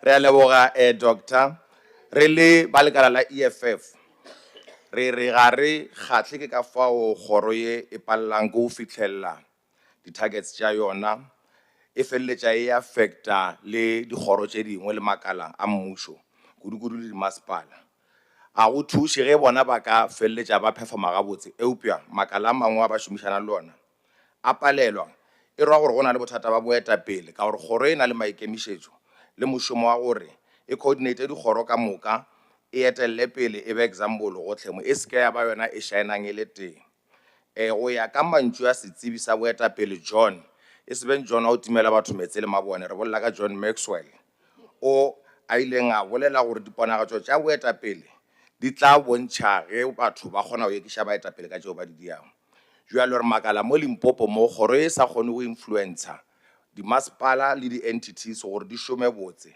e roa gore go na le se sentše se diwe se se kaone re sa botšiša mo rena tekolo tše di bileng gona tša dimasepala go ya ka sepedišo ya bona ya mašeleng nna dipoelo tša gona di kae ka ge dimasepala di tšwela pele di kitaola ka tšhomišompe ya mašeleng le di-entity tša borena o tla tseba gore molekodi wa dipuku o boletše ka taba ya go sepela ga botse ga mašeleng mo dimasepaleng tše dintši eupša ga re bone kgoro e dia se sentse se die e galemela ebile e etelela pele ka mogolo gore batho ba tla bona gore go na le pušo e botse re re emang ka maoto MEC wa kgoro ye le kgone go galemela di diagang tša bošaedi ba mašeleng le seke la emela motlha re ema mo fela ka gore tšhelete tše re bolelang ka tšona ke tša sekhwama sa batho ene batho ga ba sana mešomo batho ga ba sa bona ditirelo mo motseng wa borena re re na taba ya go berekiša di-budget gabotse le go prioritizer taba ya go manage di-assets e tlo felela mo kae mo e leng gore batho ga bana mo ba accountang gona mo Limpopo ba dia engwe le engwe ba e ratang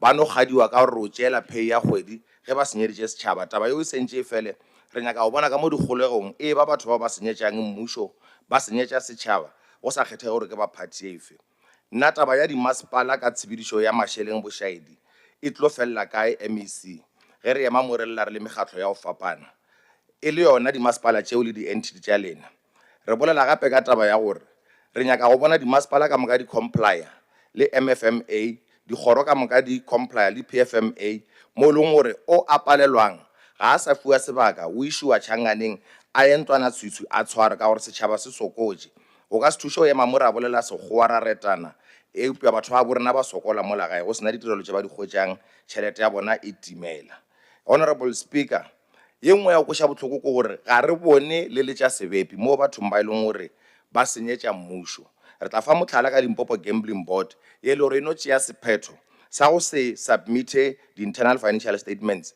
ka mokgwa o nyakegang eupša batho bao ka moka go kgwetša le gore ba sa le gona ba holidaying ke shebe-shebe re nyaka go bona le tšea magato a e leng gore batho ba tla tšhaba go kgoma tšhelete ya mmušo ba dia bošaedi ka yona taba ya irregular expenditure mo Limpopo e tumile o ka re ke madume ene batho ba tšwela pele ba e dia re ke putša gore ke mang a tišitšeng botlhola boka ka mo provinceng ya rena re re ga e eme nto ngwe le ngwe o complaiwe ka yona e ka ba di-tendera ge di ntšhiwa ke tla fa motlhala mo ka taba ya kgoro ya tša thuto mo Limpopo ye e leng gore e ka gare ga di-court case tša go fetiša tše 20 re bolela mo ntlong ye e leng gore di-court case tšeo di bontšha gore kgoro ga e sepetse dilo gabotse department ya lena e le gona MEC le tšwela pele le ba dumelela ba awarda di-contracts tše e leng gore di a challengiwa ga gona nto e sepelang gabotse re kgopela le lokišelelo tša mogutong Honorable Speaker ge re tswalela re taba ya irregular expenditure ge e ka tšwela pele re tlo feleletša re bitša setšhaba re etela MEC mo abeng ona go lokišana le tabe ya gore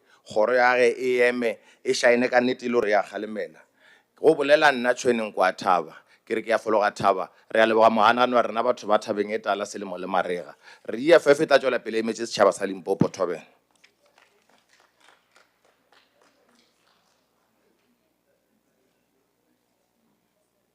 re a leboga bagananwa re tla tšwela pele re bitše moganana o mongwe a o tlo tswalela debate ntate Solomon Maseka Piedi le yena ke mogananwa e ra gore debate e be ya bagananwa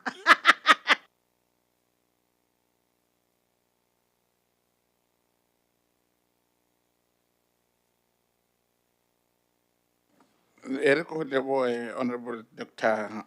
Speaker Makoma Makhurupete ke re madume o ya ka gati ba le ka ge ke tlhalositše ke tšea sebaka se Honorable Speaker ke join those who came before for the past 2 weeks who are members of the ANC of course who proudly support women in celebration of August month, a month of great women in the history, in the names of women Charlotte Mangwana Manya Mateke, Lillian Ngoyi, Winnie Madikizela Mandela, Sophie de Bruyn, Albertina Sisulu, and lastly, Honorable Speaker, but not last, Mamuloko Caroline Wanamabilibili Piedi, who is my mother, and many heroines that we today enjoy the fruits of freedom through their sacrifices. I also say to all women in this August House and women out there, ANC loves you, we love you, and as men, we say no to gender-based violence. And that should not be done in our name.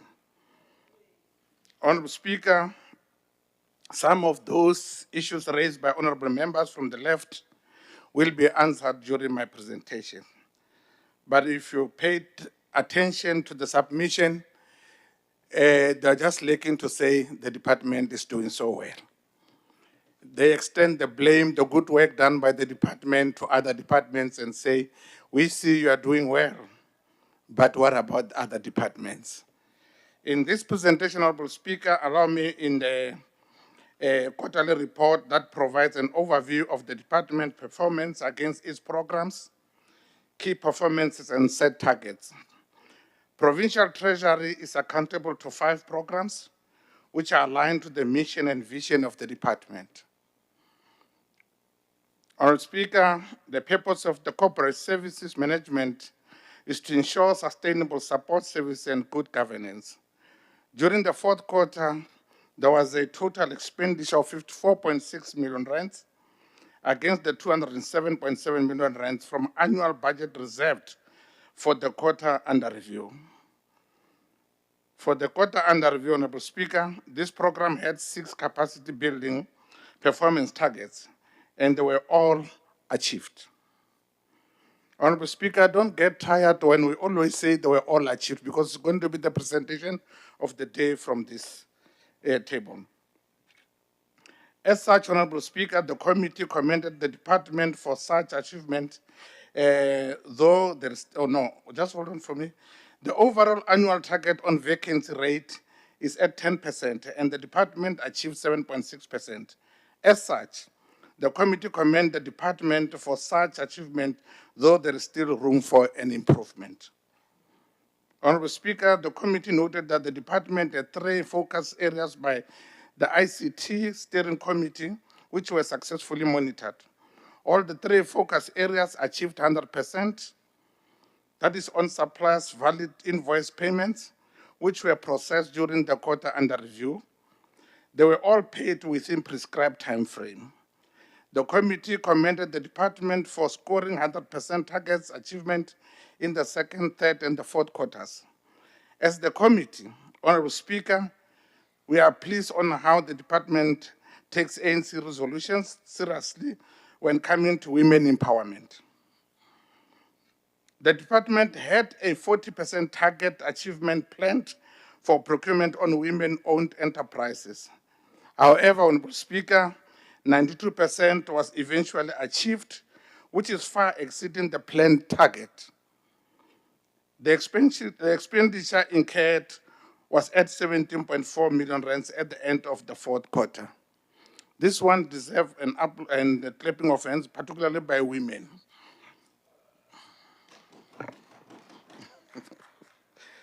Honorable Speaker, the Sustainable Resource Management is responsible for providing sustainable resource management services to the provincial department and public entities.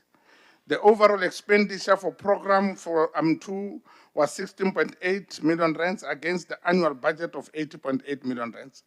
In relation to this program, the department had planned to achieve 3 research documents to align the provincial fiscal policy, and indeed the 3 were successfully achieved.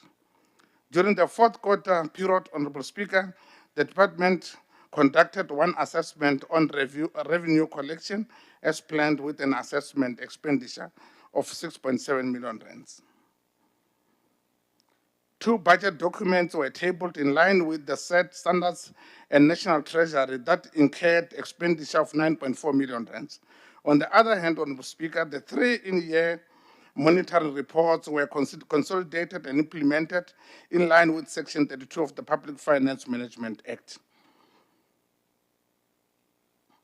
The committee, once more, Honorable Speaker, further noted that the department had a target and achievement of 27 infrastructure assessments in the department, with infrastructure budget, therefore, incurring of 4.3 million rands, or 100% spending on that, in that regard. The 10 planned target assessment on infrastructure for the MIG funded municipalities was also conducted with an expenditure of 5 million rands.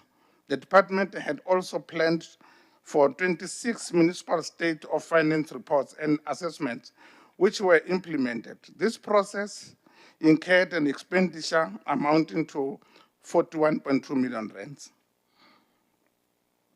Honorable Speaker, The main purpose of assets, liabilities, and supply chain management is to monitor the management of assets, liabilities, and supply chain management in provincial departments. Here, the department conducted 6 assessments in terms of asset management, cash management, supply chain management, as well as public entities' strategic procurement targets in all votes and public entities as per quarterly plan. The expenditure in terms of asset management indicated an improvement of 7.9 million rands against the budget of 9.8 million rands. The expenditure in terms of cash management assessments also indicated an improvement of 7 million rands in the third quarter against the 10.2 million rands adjusted budget. The expenditure in terms of supply chain management assessments was 9.3 million rands or over 100%, or 100%. There was an improvement of 7 million rands expenditure in the third quarter against the annual budget of 9.3 million rands. The expenditure in terms of assessment on strategic procurement targets in public entities and votes was at 11.6 million rands. Honorable Speaker, the financial governance purpose is to promote accountability and compliance with financial norms and standards as contained in the Public Finance Management Act, Act number 1 of 1999, as amended. In this case, an overall expenditure was at 17.3 million rands or 21.3% against the adjusted budget of 81.3 million rands. The expenditure was similar as the previous quarters. Under Accounting Service, Honorable Speaker, sub-program on financial management and capacity building, 25 courses were conducted against a target of 17, which was noted as a great achievement by the department. The increase in target performance came because of additional courses requested by other provincial departments. Honorable Speaker, there was another entity that spoiled our clean performance. This is the sad part on our side. The department planned to achieve 16 targets under financial accounting and reporting, but only 15 were achieved. The deviation was as a result of the Limpopo Gambling Board failing to submit the interim financial statements. 3 follow-up sessions were made or conducted in relation to this matter, and we are hoping that they will pull up the socks or eventually come to the party. Honorable Speaker, in relation to transversal risk management, Provincial Treasury conducted 1 transversal risk management assessments and 16 assessments in terms of public sector risk public sector risk management compliance framework, which incurred an expenditure of 7 million rands or 100% against the revised budget of 7 million rands. The sub-program on financial systems administration realized an achievement of targets from 11 assessments conducted on utilization of the financial systems as per plan. While the sub-program on governance and compliance through input made an achievement, 100% on irregular expenditure condonation here, there is a request attracting expenditure of 12.1 million rands against the adjusted budget of 12.1 million rands. Honorable Speaker, the objective of internal shared service program is to provide internal audit and consulting services to provincial departments. On this department, the department planned for 4 target performance achievement on the approved cluster-based annual audit plans, and all the targets were achieved. The department recorded 100% on internal audits finalized and communicated in terms of the approved audit plans and 1 annual internal quality assurance improvement program implementation report that was also prepared as planned. In conclusion, Honorable Speaker, an updated report must be compiled to the Portfolio Committee on measures taken to address the deviation of Limpopo Gambling Board on submission of the interim financial statement and spent on and steps on mitigating future not recurrence of this deviation. The department should also update the committee on the measures taken on cap to cap some of the irregular expenditure that can be avoided, such as non-compliance with tender bid procurement and related expenditures in the department. Honorable Speaker, lastly, allow me to request this precious house, to conclude, to consider the report for adoption. And on behalf of the committee, Honorable Speaker, in closing, Honorable Speaker, let me borrow a quote from Eleanor Roosevelt when highlighting the resilience and the hidden strength of a woman. An open quote, a woman is like a tea bag. Only in hot water do you realize how strong she is. Close quote. I thank you.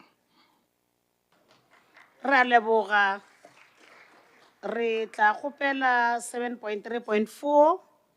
We shall now call upon the Honorable the MEC for Provincial Treasury, Honorable Khabo Mawai, to respond to the debate made by the honorable members. Honorable Mawai.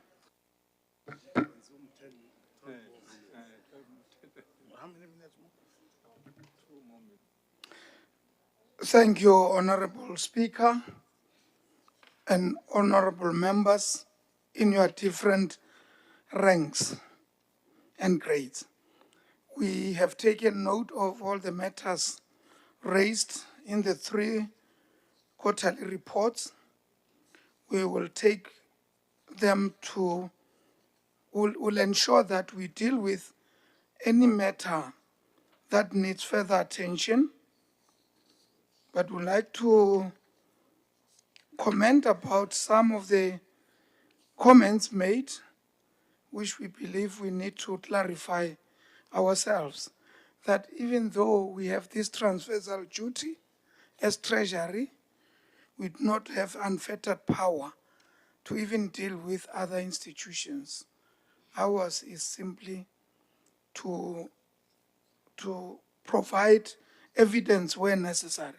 We took courage, Honorable Speaker, that last week we had an opportunity where there was a very new innovation, that there was a combined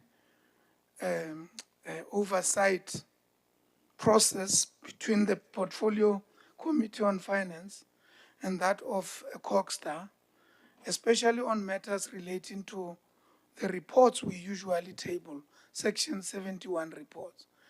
We were lucky that we were there, but I must emphasize we learned more than any other thing, because this is a trend-setting mechanisms whereby those reports will not just be tabled here and then fade away. We then agreed with the joint committees that from now henceforth, each time we'll sit and look at the issues, because we need to deal with the local government as all members are raising issues. I must indicate, however, that we are not discouraged. We are still helping where we can, and I can assure you, as you'll see when the results of the current audit cycle come, that the province is moving in the right direction and clean governance has been achieved, is being achieved, and it will be achieved. With this, I can stop here, but really I will be failing if I don't recognize what Honorable Mapulo in his statement said regarding the plight of Comrade Titi Chulo, who is turning 100 years this year. The stadium named after him is just a dilapidated thing there. And the roads leading to there, I happen to stay there, to live there. So he was speaking on my behalf, unfortunately, and we must give credit where it is due, and we really appreciate those kinds of things. It shows that as leaders, our eyes are with our people and nowhere else. I thank you very much.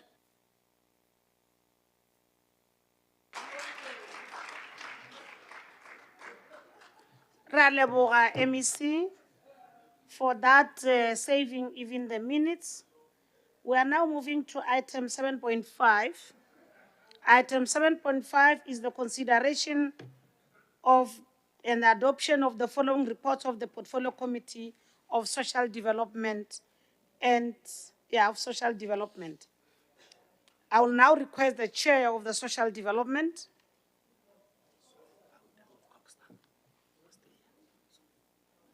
Where are we? Or 7.4.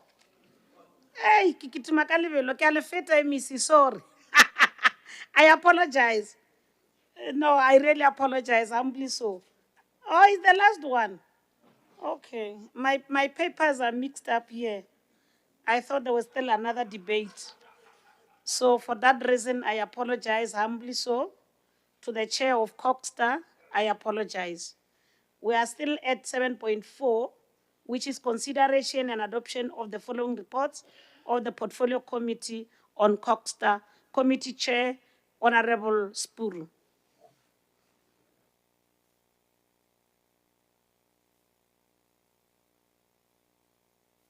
Le ena ke mmagabo.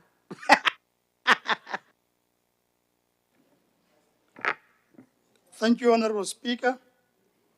I move for consideration and adoption of the following reports of the Portfolio Committee on Coxstar, starting with 7.4.1, 2024-2025 second quarter report.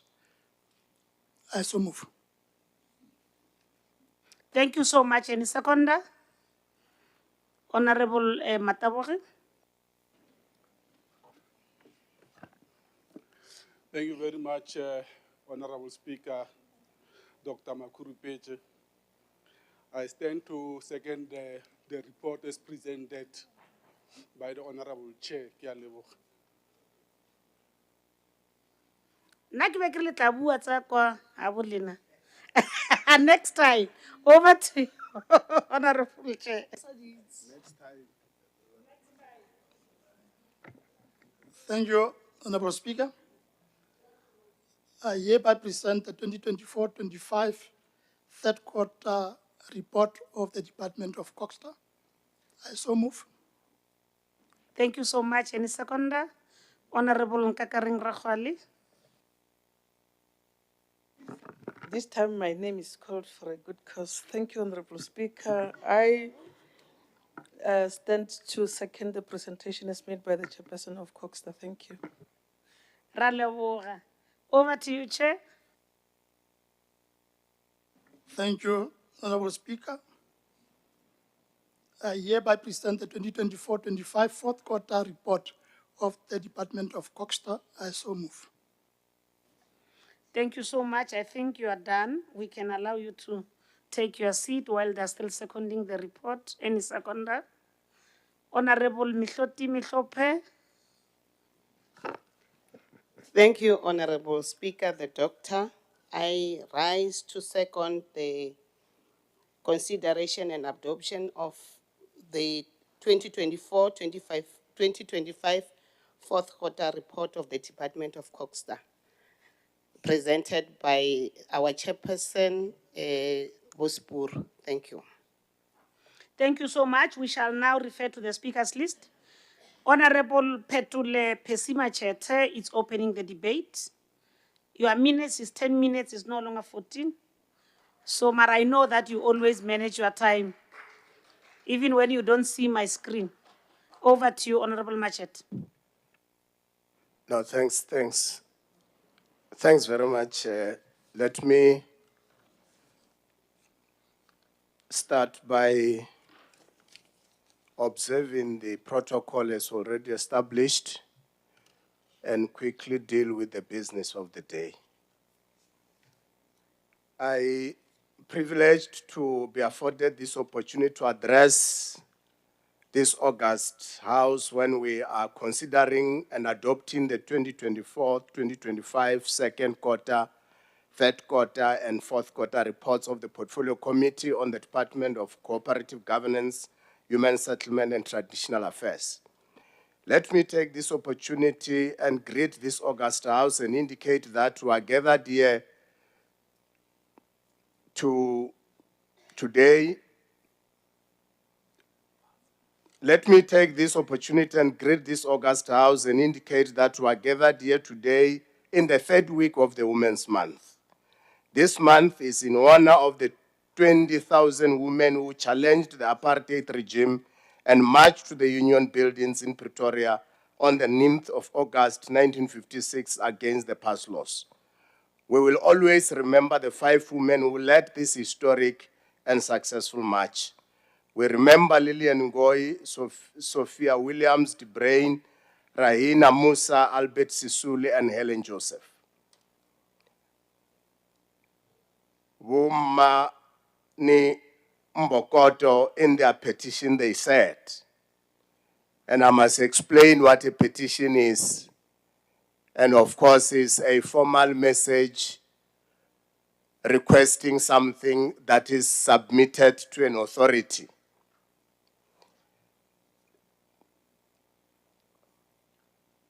And we remember Lillian Ngoyi, Sophia William De Bruyn, Rainua Musi, Albert Sisulu, and Helen Joseph. And in their petition, this is what they said. We, the women of South Africa, have come here today. We represent and we speak on behalf of hundreds of thousands of women who could not be with us. But all over the country at this moment, women are watching and thinking of us. Their hearts are with us. We are women from every part of South Africa. We are women of every race. We come from the cities and the towns, from the reserves and the villages. We come as women united in our purpose to save the African women from the degradation of passes. And of course, I must explain the concept race as an ability to think over the other. The intellect, the ability to reason. And I will give an example that at some stage we're told that we may not be able to fit or do well in maths as Africans. And that's purely what racism is all about. A claim of an ability, of an intellect over the other. On the 9th of August 2025 at Nkwankwa Township in Greater Zanin Local Municipality in Mupani District, the President of the Republic of South Africa paid tribute to the heroic women of 1956 and many others who have paved the way for equal rights, including in advocating for gender equality and empowerment. And Honorable Mnama or Honorable Ngoven will say tribute is something that is done as an expression of esteem. And esteem is nothing else but respect. The President highlighted that South Africa has greater inclusion of women in every sector of the economy, including in leadership position, which ranks the country second in terms of representation of women among the G20 countries. And of course, the chair of health, Dr. Malevano, will say economy is nothing else but the production, distribution, a system of production, distribution, and consumption. That is what we'll learn from him. We should be proud as this August House. We have a woman as the Premier, we have a woman as the Speaker of Parliament or Legislature, we have a woman as the Deputy Speaker of Parliament. Look at all the women members who are here. We must be proud as Limpopo Province.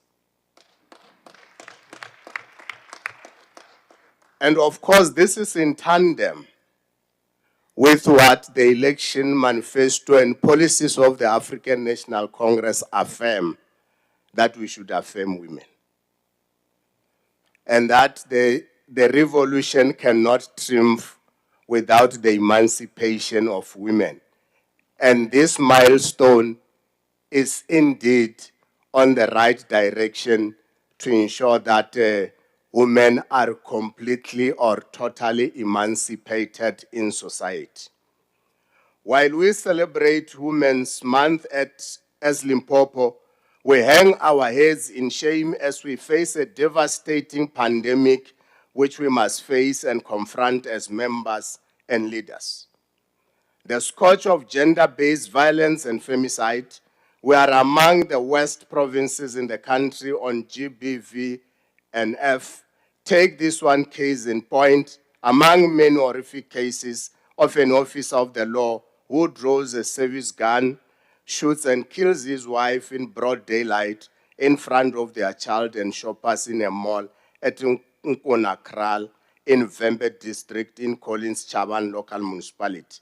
We need another strong and serious movement to confront this scourge. And of course, it's important to also indicate that as and when we deal with these issues, men must be seen to be leading the revolution to ensure that we are able to deal with the scourge as indicated above.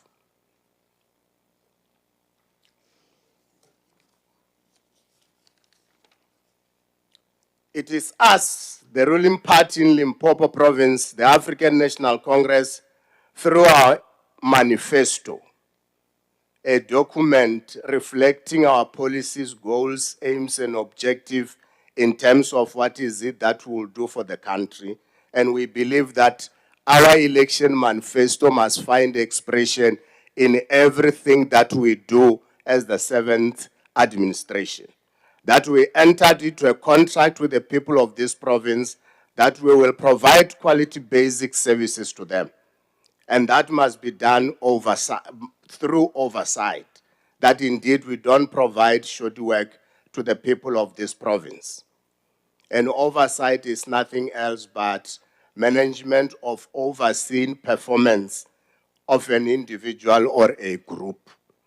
It is through the Department of Coxta that the people of Limpopo province are entitled to better houses.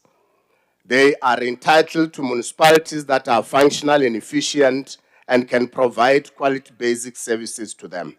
They are also entitled to live in traditional leadership areas of jurisdictions that operate the way cooperative governance does.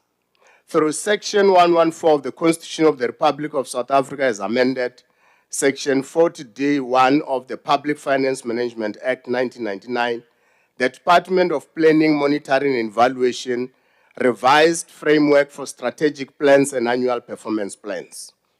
The DPME 2017-2018 guidelines for the preparation of quarterly performance reports and the guidelines for provincial quarterly performance reporting provide instructions or directives on the completion of quarterly performance report.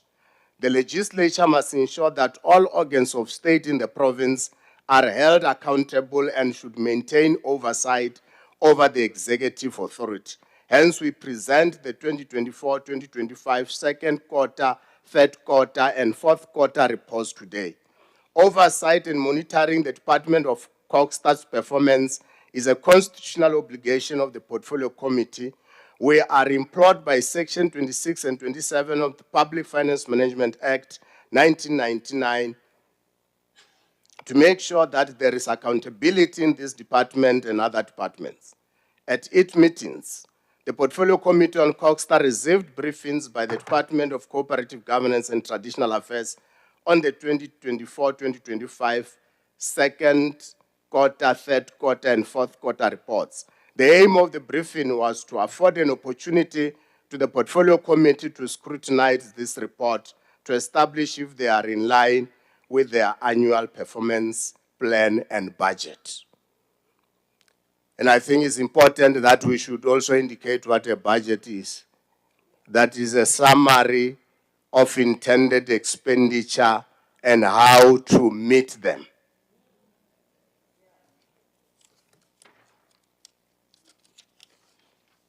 In the second quarter, the department performed at 67% with Program 2, Integrated and Sustainable Human Settlement, performing at 42%, and Program 1, Administration, performing at 53%. Program 2 is the main service delivery oriented program in the department and cannot be performing at this level when our people are in need of houses, especially since we have promised them houses. In the third quarter, The department performed at 72%, which is an improvement of 3%. Program 2 performed at 55%, which is a significant improvement at 13% from the second quarter. This improvement is commended, but the department is encouraged to work even harder in order to provide our people with the much needed houses. In the fourth quarter, which is the last quarter of the financial year, the department performed at 84%, which is a huge increase at 12%. Program 2 in this quarter performed at 59%, which is an increase of 5% from the third quarter. The department is implored to speed up the completion of these houses in order to assist especially the women and children in our community, as we know that they are ones who are adversely affected by the lack of houses. Let us think of the 20,000 women who risked their freedom and lives in the 1956 facing the apartheid regime in their fight against the past laws when we deal with the issue of houses. And I would want to indicate that if that gets done and we are able to deliver the services to our people, of course we'll be qualifying our NDR that indeed it's on course. And the NDR is nothing else but a process by which the majority benefit when the revolution is victorious. We are hopeful that Program 2, Integrated Sustainable Women Settlement, will be able to bring the long overdue relief to our people in Marapon Community Residential Units, Alto State Temporary Accommodation, and Venkharkral Temporary Accommodation in the Waterberg District, Dalana Community Residential Units in Mopani District, Beggarsford Community Residential Units in Skukun District, and Chikota Community Residential Unit and Vanetia Mine Community Residential Unit in Vembe District. Let me take this opportunity, Honorable Speaker, to appreciate the confidence that the committee bestowed on me to deliver this speech on their behalf, that the speech encapsulates the views of a collective and it is not individually based. I want to take this opportunity to thank you. Thanks very much. What excites me is exactly 10 minutes. Thank you so much. 10 minutes on the dot. We'll now allow Honorable Max to proceed. This time, unfortunately, the minutes is 5.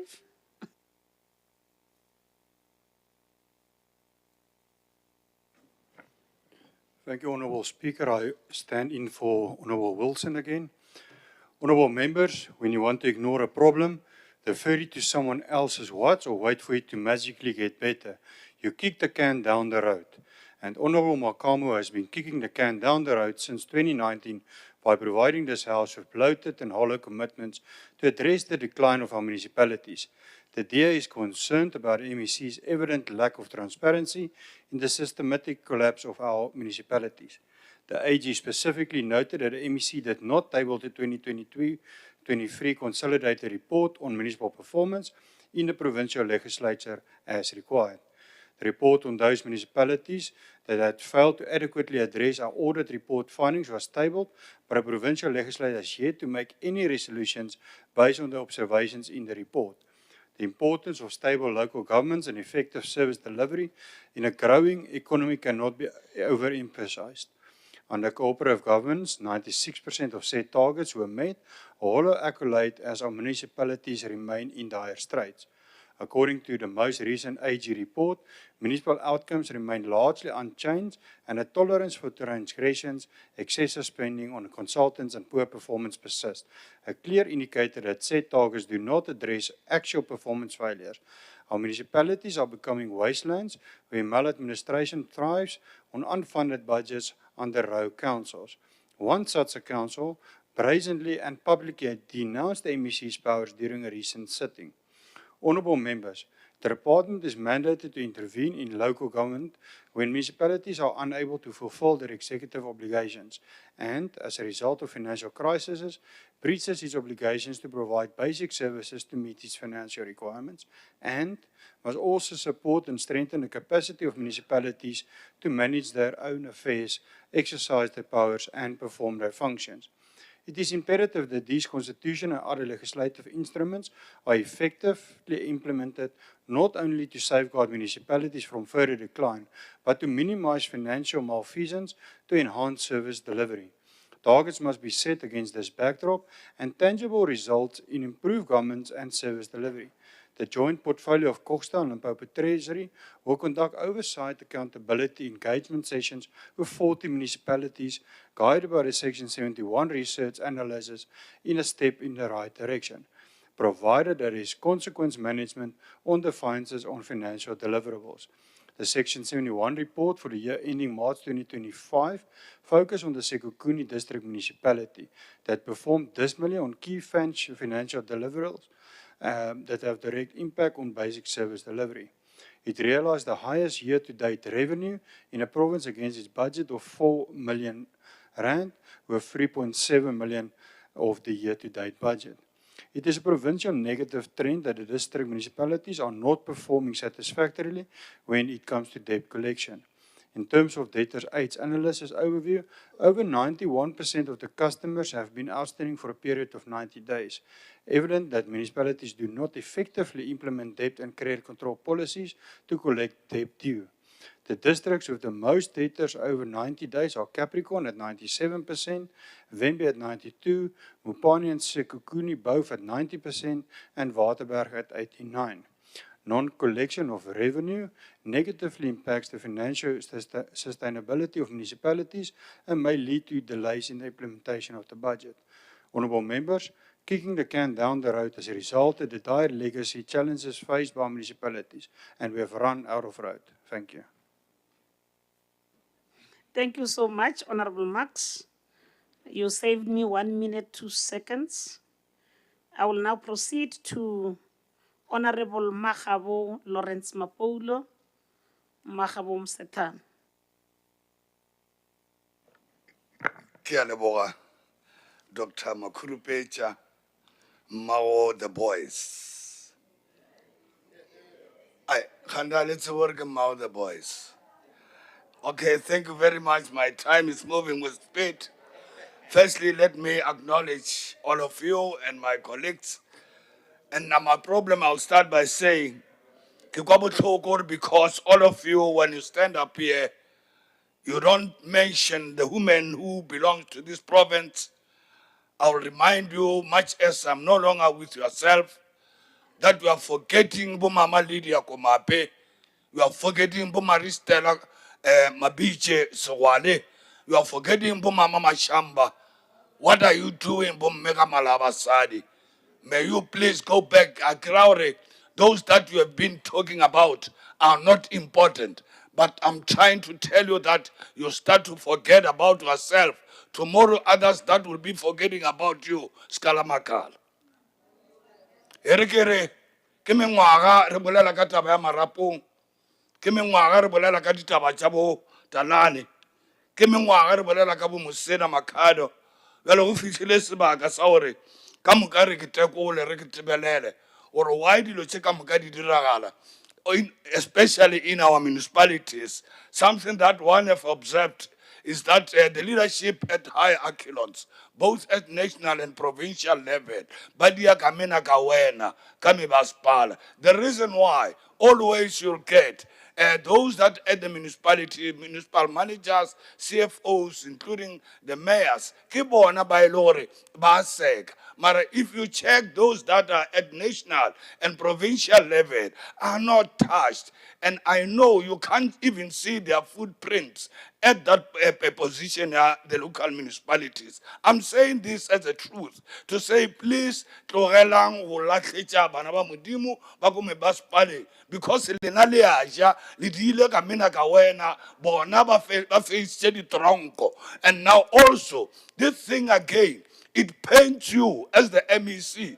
I can understand now why you are so confused. You are confused because the shenanigans that are happening, check it the underground. You can't even see these sources when they operate. Usatlo haganera MEC, asucho haganera, up until these guys, they come up and speak the truth. Or all these municipalities are our milking cows.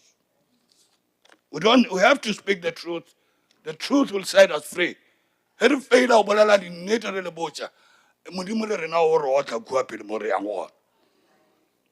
Honorable Speaker, people were moved from Marapong and Alto State in the Palale Ward 3 with the promise that the government will build them houses. Even today, even this morning when I was driving, they were still calling.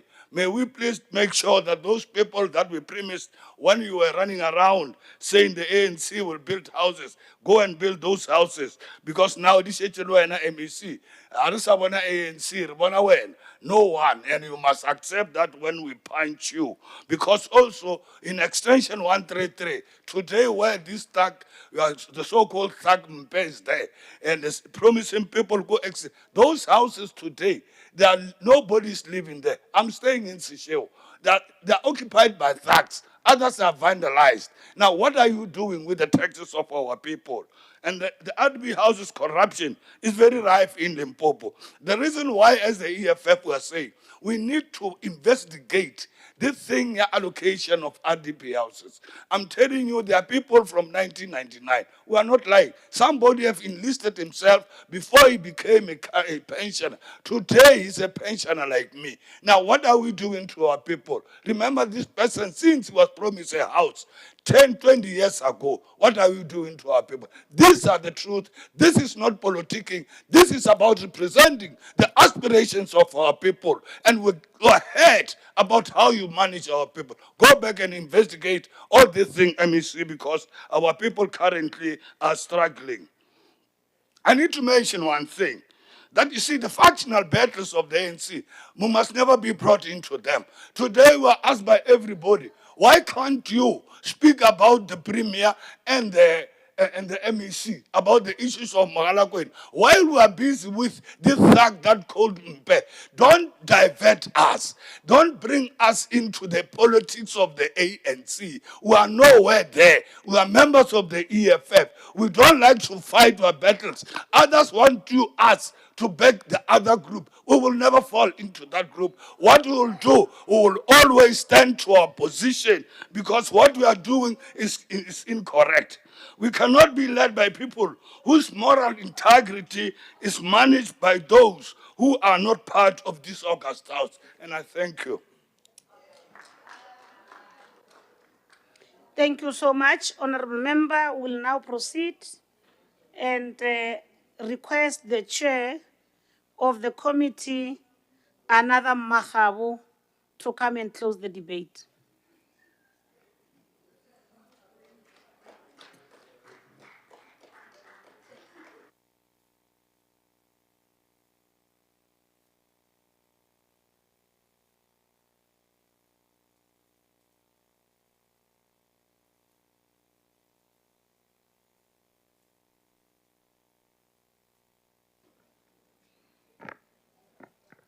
Honorable Speaker, Dr.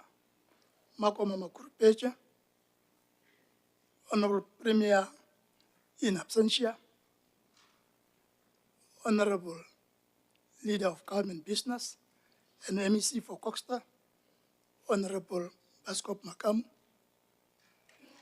MECs,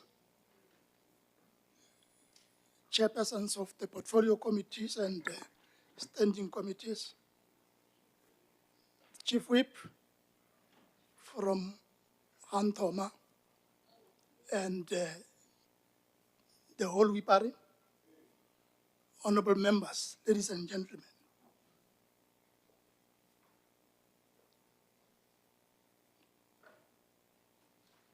It is indeed an honor and privilege to be afforded this opportunity to address this August House at a time when we are considering and adopting the 2024-25 second quarter, third quarter, and fourth quarter reports of the Portfolio Committee of Coxstar. Let me take this opportunity and greet this August House and remind ourselves that we are indeed in the Women's Month. We are fortunate that in this province, we are led by the Women Premier, Honorable Dr. Popira Matuba. At my back, the Speaker, Honorable Dr. Makoma Makurupecha, and the Deputy Speaker. Madam Speaker,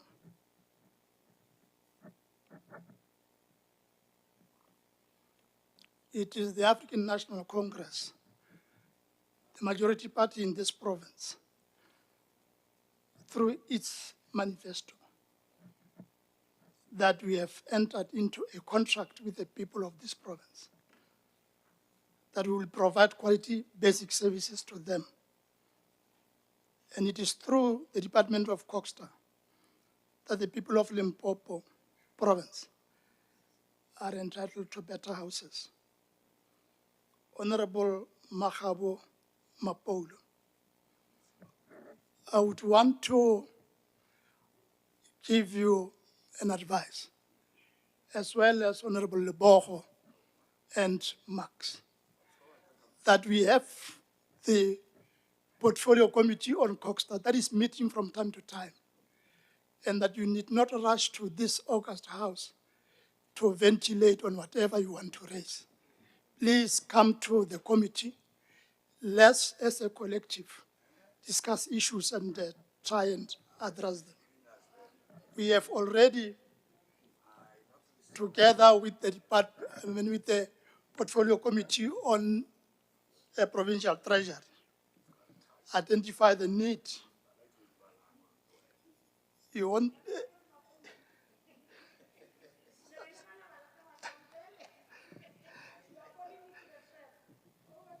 the Joint Committee of Coxstar and Provincial Treasury, Honorable Mapole, have identified the need to conduct oversight accountability on selected municipalities that are not doing well.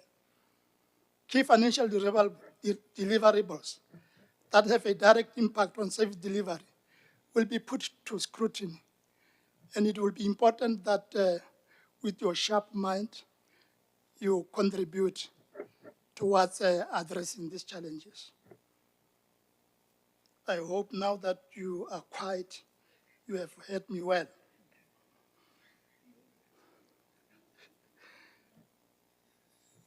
The legislature, Honorable Speaker, must ensure that all organs of the state in the province are held accountable and should maintain oversight over the executive authority.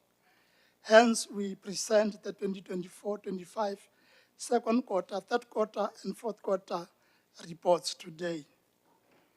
Oversight and monitoring the Department of Coxstar's performance is a constitutional obligation of the Portfolio Committee on Coxstar. We are therefore pleading with everyone, every member of this August House, to come to the Portfolio Committee and advise accordingly. Honorable Speaker, I'm quite aware that when Honorable Machete was opening the debate, everybody could see that there is improvement from one quarter to the other, from the second quarter to the third quarter, and from the third quarter to the fourth quarter. We can only exhort the MEC to work doubly hard to ensure that houses are built expeditiously. Honorable Speaker, let me pause, and I thank you.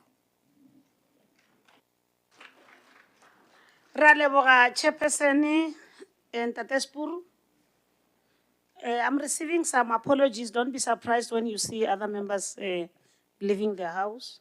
They've written to apologize, but today at least we are just coming to finish soon. So we shouldn't be worried much.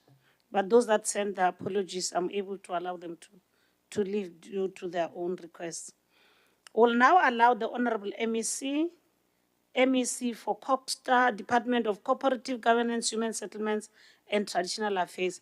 Gas pedi re re ke kgoro ya pušo tirišano, bodulo le tša magoši. Ntate,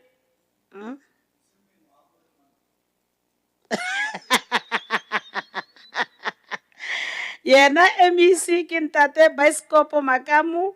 You are there, Honorable MEC, to respond to the debate. Over to you. Thanks very much, Honorable Speaker, Dr. Makomo Makurupechi, colleagues, MECs, Chief Whip and Deputy Chief Whip, Chair of Chairs and Deputy Chair of Chairs, Honorable Members, Chair of the Portfolio Committee on Corporate Governance, Human Settlement and Traditional Affairs.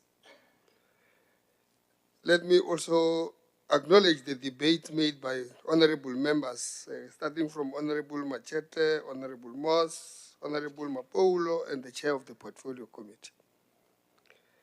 Let me start that we should agree that it's true, it's work in progress. Housing delivery is a moving target, Honorable Mapoulo. When this year you have 5,000 houses to be built, next year there are new people who have grown out of their families want another stand. That's why if you take the Matala Road, it's so depressing when you see all the shacks which are there, which people are waiting for their houses.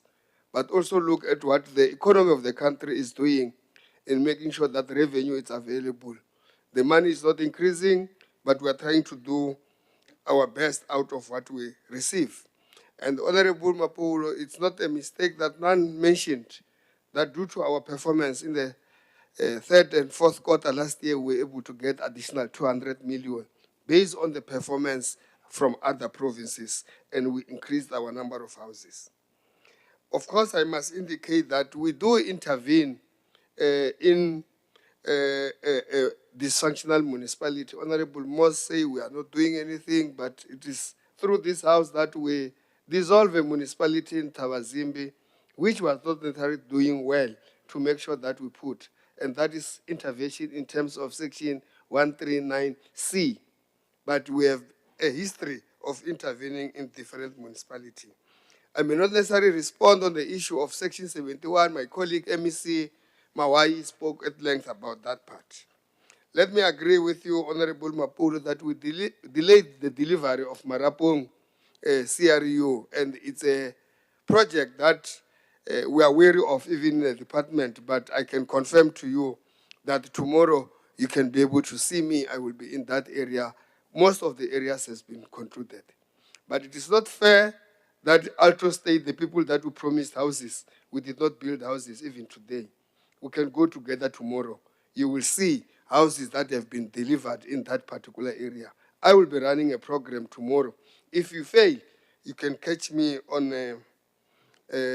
live Facebook. I will be visiting those areas. I should be able to indicate that we are debating second to fourth quarter, where in the department was improving, and we are not necessarily happy about our performance, simply because we can still do more. I acknowledge what you said, but I can confirm to you that the department has got a HOD and accounting officer who is a woman, Dr. Malahlela, who is also here. You should also acknowledge that as this ANC government, we are also empowering our own women to lead the department. Such a complicated department she's running, we are moving as a department to make sure that the people of this province, what was said in 1955, that there shall be housing security and comfort, we are delivering it 70 years later. In extension 133, where you said we should be able to do more, Purukwani availed land, we put engineering services, both water and sewer, we build houses. The value of the house or the stand that is there in extension 133, it's more than 600 million, which we have given our people free of charge. And I can confirm that the audit for houses which are not occupied, we are busy working on it so that we can reallocate other people when people have got the houses somewhere else. And as a department, we are on course. I think we should be able to deliver. But it will be not enough if I don't thank the portfolio committee for giving us guidance, counseling, and making sure that we do better for our own communities. Thank you, Honorable Speaker. Thank you so much, Honorable MEC. You even managed our time. We'll now proceed to the last debate, which is 7.5, which is the consideration, the adoption of the following reports of the Portfolio Committee of the Department of Social Development. Chairperson, Honorable Maeve. Mathe ya bona ke re le bone ura a e tshwane le ya manana Susan. Matsobane. Yeah, Tate Matsobane, Maeve. A ke tsebe le ka le lebitso re Matsobane. Honorable Mathe, thank you so much. Over to you. Thank you very much, Honorable Speaker. I hereby table the 2024-25 second quarter report for the Department of Social Development for consideration and adoption. Thanks very much. And second, I see Honorable Maringa at the back. Thank you, Honorable Speaker. I rise to second the adoption of the report as presented by Honorable Matthew, who is the chair of that portfolio committee. Thank you. Thank you so much. Over to you, Chair. Thank you very much, Honorable Speaker. I was still gossiping with my neighbors here. I grew up from the same section in Seshowe Zone 1. So there are issues of neighborhood that we are dealing with, which do not necessarily require the attention of this House. I table the 2024-25 third quarter report for the Department of Social Development for consideration and adoption. Thank you so much. Any seconder? I've seen Honorable Max. I rise to second the report as tabled by the chairperson. Thank you so much. Over to you, Chair. I table the 2024-25 fourth quarter report for the Department of Social Development for consideration and adoption. Thank you very much. Thank you so much. Any seconder? Honorable Dr. Malibana. Hello, Honorable Dr. Speaker. Ki emetse o thega report e beile mo pele a rena ke Morena Mathe for the fourth quarter report of Social Development Department. Thank you. Thank you so much, honorable members. The fact that now the chair is presented and the other members have debated, we shall now refer to the speakers list. Honorable MEC Makamu, the leader of government business, is requesting to be excused. Like I've said, I'm receiving these notes and I'm allowing him to leave on a condition that Honorable Mawai is listening. Yeah, that I release Honorable Makamu as the leader of government business on a condition that Honorable Mawai is taking over as the leader of government business in his absence. Yeah. Thank you so much. Let me go to the speakers list. Allow Honorable Mohale Mankwana Christina to open the debate. Thank you, Honorable Speaker. Dr. Makurupechi. Greetings to the Chief Whip, Deputy Chief Whip, and the entire Whippery, members of the Executive Council, leaders of the opposition parties, and honorable members. A special greeting to all the women in the House, as it is still their month. Every year in August, we celebrate Women's Day as South Africans. We celebrate the month of August in commemoration of the historic 1956 Women's March against the apartheid laws. This is proof enough that women were part of the fight for freedom. Thomas Sankara once said, I quote, "There is no true social revolution without the liberation of women," close quotes. 69 years have passed since the historic 1956 Women's March to the Union Buildings in Pretoria. South African women are breaking down barriers and achieving everything they desire. Honorable Speaker, the African National Congress, as a non-sexist movement, we take pride in accomplishments of women as they were previously oppressed. Honorable members, despite the amicable progress achieved in the lives of women thus far, majority of women still face challenges like inequality at home, in workplaces, and in the society. The most grappling challenge women face is the gender-based violence and femicide. Honorable members, it be known that GBV affects all genders. Men also can be victims of GBVF. However, it is crucial to acknowledge that women and children suffer the most at the hands of GBV. South Africa has the highest rates of GBV cases in Africa, with the Limpopo province leading the highest call rate for help at 104 calls per 100,000 people. The President of South Africa, His Excellency Ntate Cyril Ramaphosa, once described GBVF as the second pandemic in the country after COVID-19. Indeed, it's a pandemic that has claimed lots of lives and closed some families. Parents and family members play a significant role in perpetuating GBV and protecting the perpetrators of GBV. When a woman wants to escape GBV, families always persuade victims to go back to their abusers. There is a saying in Sepedi that says, "Mosadi o tshwara thipa ka bohaleng." Honorable members, we have buried many women because of this idiom. Victims should know that they are not alone.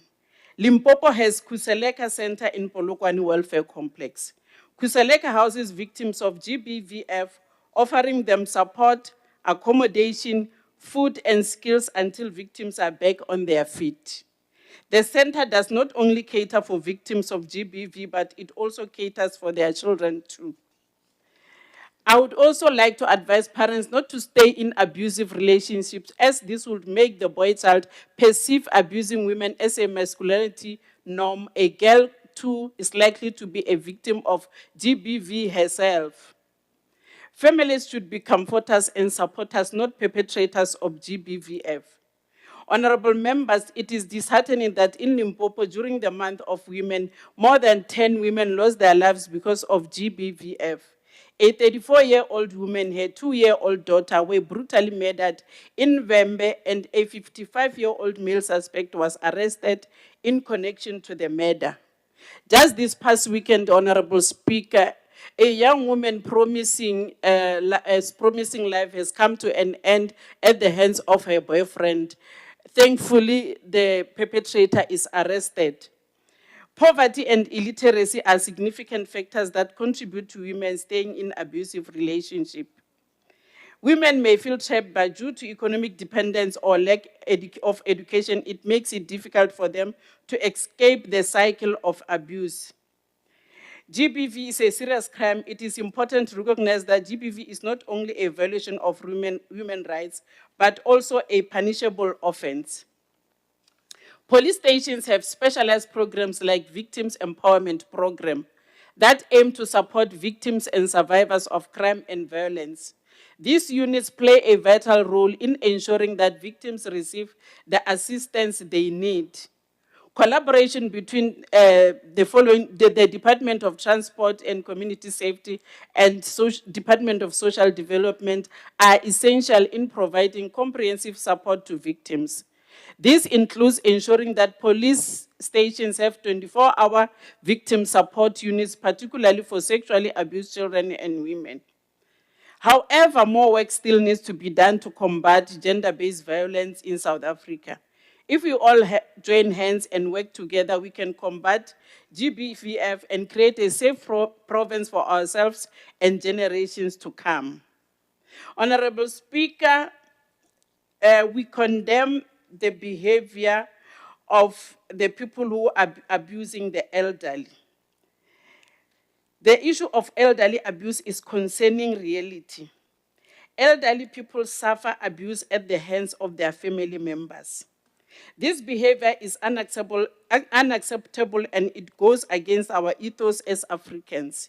We are taught to respect and serve our grandparents. Elderly people have reported the physical and verbal abuse they endure from their grandchildren. Some have numerously reported that their adult children and grandchildren rob them of their pension money and isolate them. It is truly heartbreaking that families no longer treasure their elderly as they just keep them close only for their monthly pension. It is about time we as society evolve and see the importance of old age homes. These centers provide a safe and nurturing environment for individuals who require care and assistance. A great example of such center is the Sikutupu Old Age Home Center located in Zebediela. The center is clean and the elderly have different activities that keep them fit and occupied. One of the primary benefits of old age home is that they provide relief for families that might be struggling to care for their loved ones. Many families face challenges in balancing their busy schedules with the needs of their elderly relatives, and these centers can offer a much needed relief. Honorable Speaker, we reaffirm our support for the department and also support the reports as presented in this August. I thank you. Thank you so much, Honorable Mangwana Christina Moharle, for opening the debate. Honorable Max.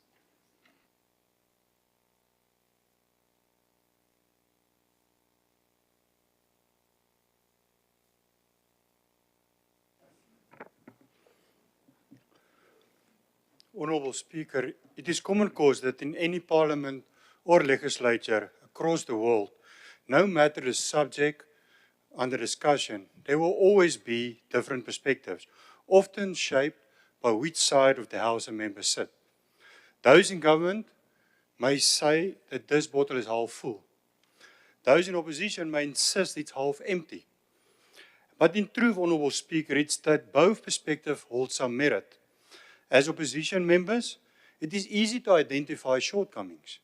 However, equally, members in government can highlight only the positives.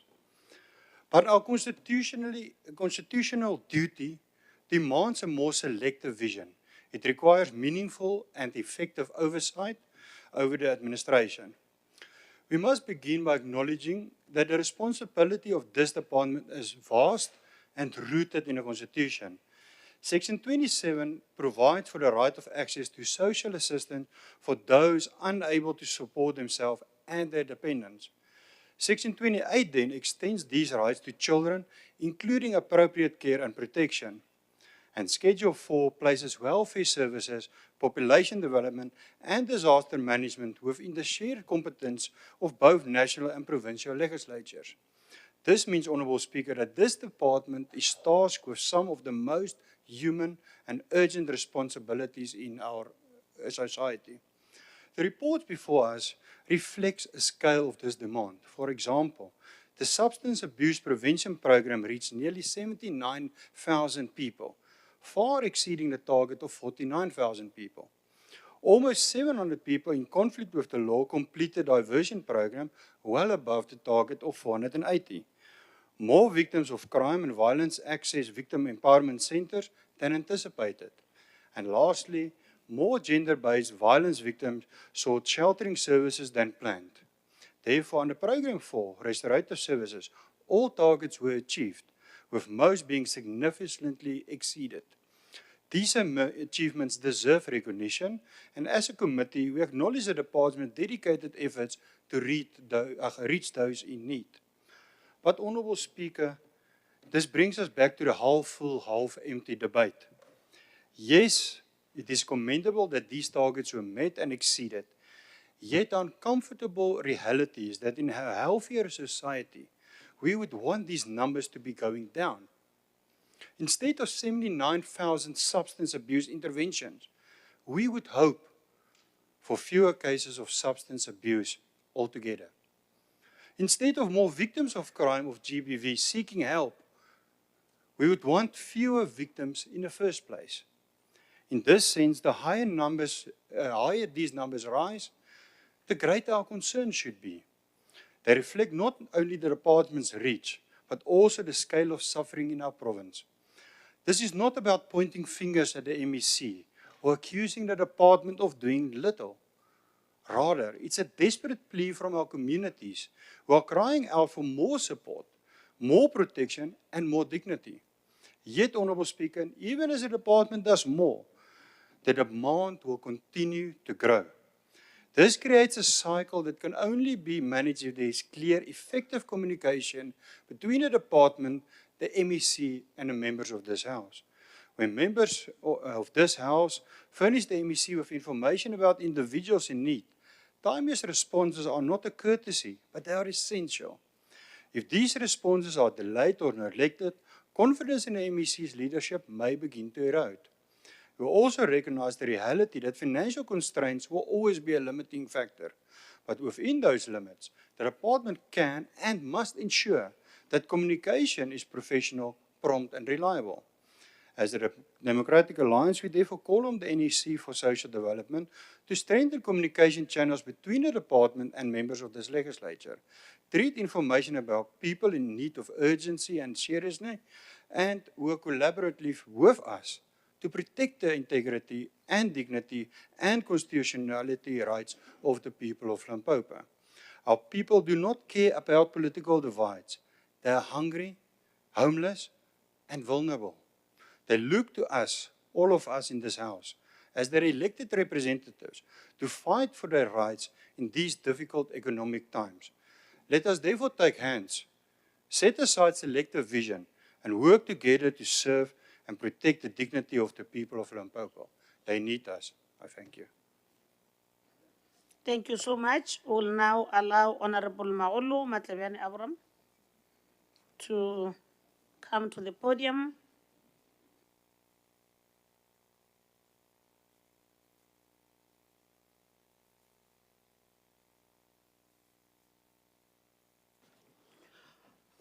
Ke a leboga, Honorable Speaker.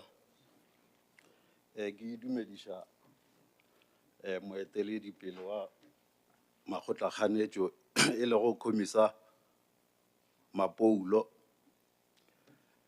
MEC is available in the House and members in the House. Really by EFF, re thekga kamogelo ya quarter reports 2024-2025, second and third, as well as the 2024-2025 fourth quarter report. Ka ditshwayonyana tše di latelago. Honorable Speaker, re ipiletša go kgoro gore ba phethagatše di findings tša Auditor General go ya le ka mokgwa a swaswaileng ka ona. Re iputsisa gape Honorable Speaker, re ipiletša gape Honorable Speaker go department gore re na le bothata, re bona bothata face ya social ills in the province as of now. Re bona tšhomišo mpe ya diritifatši. Kudu tragedi ba re ke nyaope, go tloga go village to village, go tloga go township to township, go ya toropong, go tloga toropong go ya toropong, every day re boloka young people ba ba resortang to this drug. And bjanong re na le department e swaragane on behalf of government le go lokiša mathata a leng gona a dinyaope a tsona di-drugs. Mara bjale ka setšhaba ka montle a re bone gore gabotse go diregala eng, ka re se re se bonang ke fela mathata ao a nyaope re no bona go sena le solution se le gore se ba gona. Ka go rialo taba ya go rehabilitator re a bona department e katana le yona, mara go rehabilitator palo ya batho ba le ntse e ya godimo.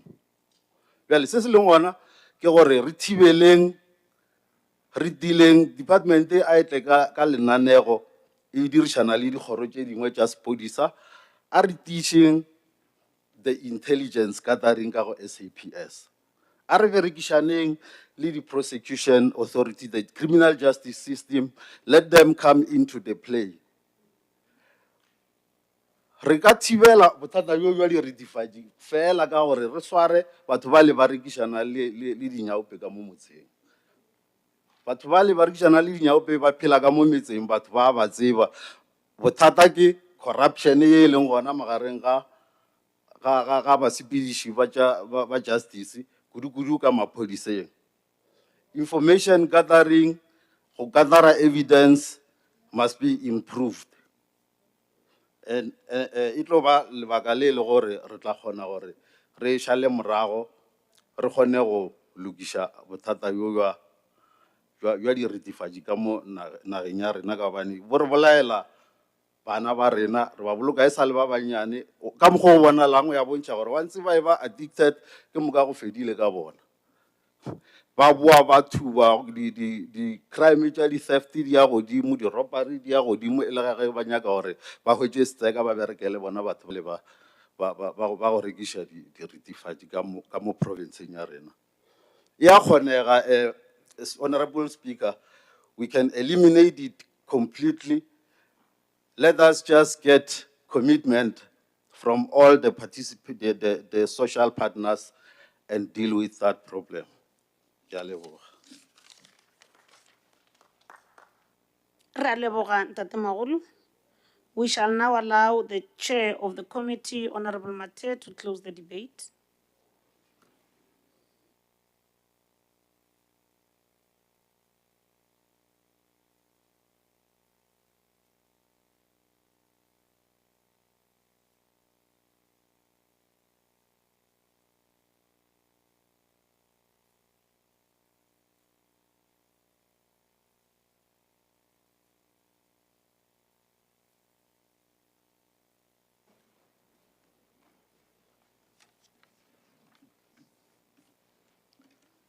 Thank you very much, Honorable Speaker. Let me take this opportunity to also greet all MECs that are in attendance and those that left earlier,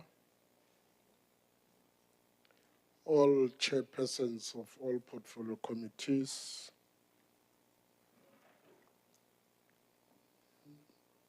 members of this August House,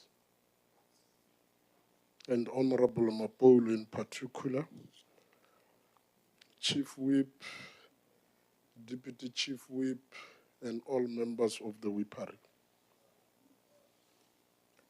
Honorable Mapolo in particular, you are greeted.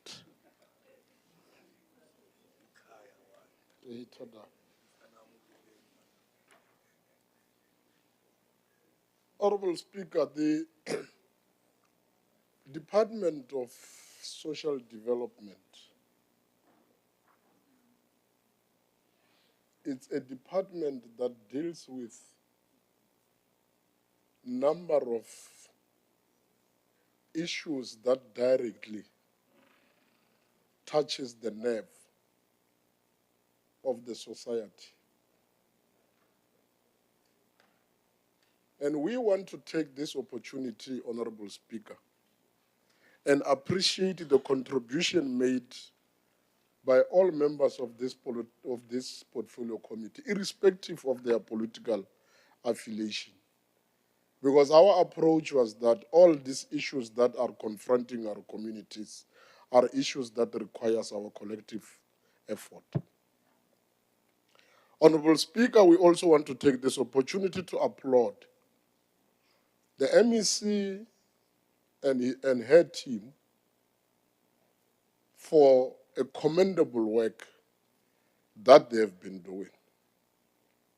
It is unfortunate if rules were allowing MEC Razlan. I was going to call you now and give you a hug here. Unfortunately, rules do not allow that.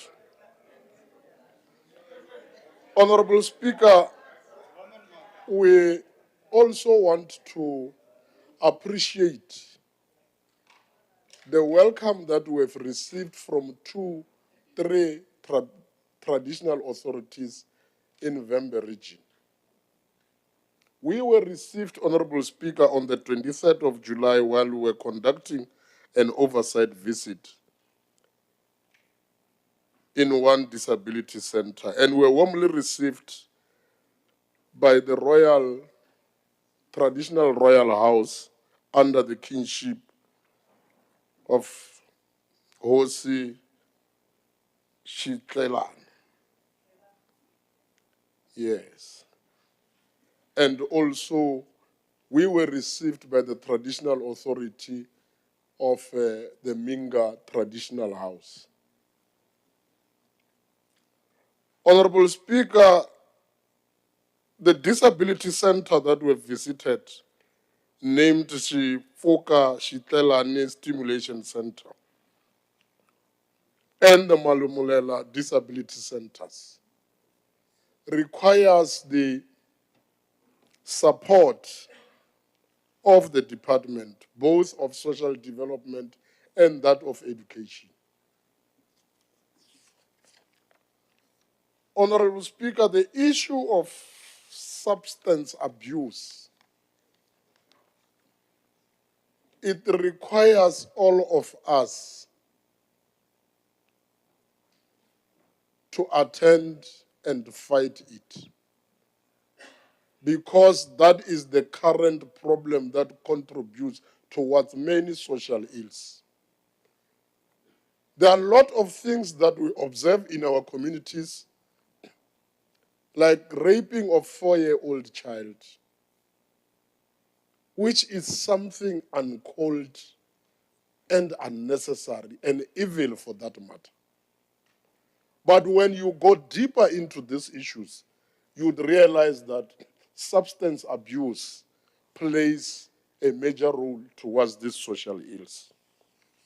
And when we speak about substance abuse, we normally speak about nyaupe, cocaine, mandrax, and many other things. Honorable Speaker, this department also has a responsibility to play a meaningful role in terms of youth and women development. We have, in the past few weeks in this House, received unsubstantiated allegations, and we are glad that today we did not receive such. That many companies are using disabled people as fronts for them to get tenders. But when we say a purpose and lane, nothing comes out. A purpose and lane, Honorable Mate, we refer to evidence. Because people find it easy to stand here and make very wild allegations. But when we say, give us evidence so that we process these things, aguna load.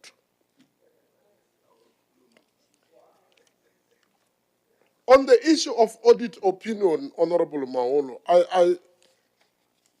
it is unfortunate that our working relationship in that portfolio committee is so well.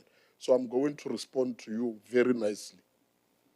The department has, after many years of stagnant audit opinion and many years of regressions, the department, as I'm talking to you now, it is sitting on an unqualified audit opinion. And maybe there might be confusion in terms of understanding what is qualified and unqualified. But when we speak of unqualified, it's something good. Honorable Speaker, in the last 3 minutes that I have, let me take this opportunity to also thank you for the guidance that you have provided yesterday. As you can see today, I'm not struggling with reading. But also let me take this opportunity to appreciate all women who are members of this August House as we celebrate Women's Month. That you have been here, it is not only because you are women, but you are here because you are part of the core of women leadership in this country and in this province. You are here because of your capabilities and abilities, not because you are women. You are not quota beneficiaries. And my message to this month also extends to Honorable Ledwaba. Happy Women's Month, Honorable Ledwaba. As a mother, as a granny, as an aunt, as a sister, as a wife to somebody, we are saying when we are here, we are not deliling you. Unfortunately, we are doing our work. But as Africans, we do not forget that you are an elder to us. So in that regard, I want you to accept my happy Women's Month, especially to you. To my dear friend, Honorable Max, Hermanus Franz Max, in conclusion, you know, I'm very much excited about your efforts in trying to learn Sepedi. Max Franz. Franz, it has two meanings in my township. If you want to learn Sepedi, you must accept that from now, I'll start calling you Frigo. Because Franz in my township is Frigo. But somewhere in prison, France is the most vulnerable prisoner. We normally call it a one. Thank you very much.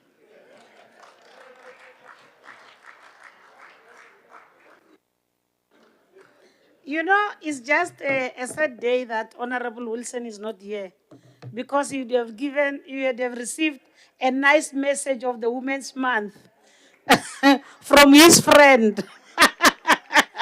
But I hope Honorable Max will pass the message to Honorable Wilson that today Honorable Myth was good for all of us. And we appreciate that, Honorable Mate, that you appreciated all of us, even as women, in this August month. Thank you so much. We shall now allow the Honorable, the MEC, Bumme Furufero, Florence Radzilani, the MEC for Department of Social Development, to respond to the debate. Thank you very much, Honorable Speaker, Dr. Grace Makurupeche. Let me greet honorable members of this House, honorable MECs, the Chief Whip and Deputy Chief Whip, the Chair of Chairs and Deputy Chair of Chairs, the Leader of Opposition, Varu Omutsesana, Lawrence Mapoulo. Ke le dumedishe ka moka. Honorable Speaker, let me start my work by sincerely appreciating the robust engagement and guidance of the Portfolio Committee members. Your support is instrumental in helping us to meet our targets and deliver on our promise of better lives for our people. Our department is on path of continuous improvement, driven by accountability, transparency, and a deep commitment of service delivery. We remain resolute in our goal to serve our people with dedication and integrity. And I want to fully concur with honorable members that indeed issues of social ills affecting our communities is a cause for concern. It cannot be a matter to be left with the Department of Social Development and Department of Transport and Community Safety only. it needs all of us as honorable members, particularly because we are representatives of our constituencies. When we go back to our respective constituencies, let us make sure that we speak the positive message. We encourage our members, we encourage our children to refrain from using or from taking part in substance abuse. We are hard at work as the department. We are intensifying our outreach program where we engage with all relevant stakeholders. We are also using social media platform to communicate the message of discouraging our people to engage themselves on issues that bring serious challenges to the communities that we are serving. I also want to concur with Honorable Mohali on issues of gender-based violence and femicide, that it is something that is very, very disturbing, especially looking at how our women are being targeted. But as the department, we are hard at work. Honorable Marks will try our best to improve on our communications. And it is true that on the issues of the audit matters, so much as the chair, you indicated you responded, we will keep on making sure that we focus on our work, we improve, especially when it comes to the audit outcome. The Premier has instructed us to work very hard as the department so that we achieve a clean audit, because that department, if we will focus on our work, it has a potential to receive a clean audit. Honorable Speaker, let me conclude and go back again and appreciate the portfolio chair and the entire committee members. They are debating here in a way that, honorable members, you can realize that there are no serious issues to raise, particularly because when we go for portfolio committee meetings, honorable members will avail themselves and make sure that we debate thoroughly all the matters affecting the department. Thank you so much, Honorable Speaker. Thank you so much, Bomme Florence, the MEC for Social Development, for responding to the debate. You managed your time very well. Thank you, ma'am. Ra leboga. Ro leboga nga maanḓa. Zwino ri khou ya ka tshiteṅwa tshi tevhelaho. Ndi dzi announcements ka Deputy Chair of Chairs. Va ta hi hlayela switiviso swa siku ra namuntlha.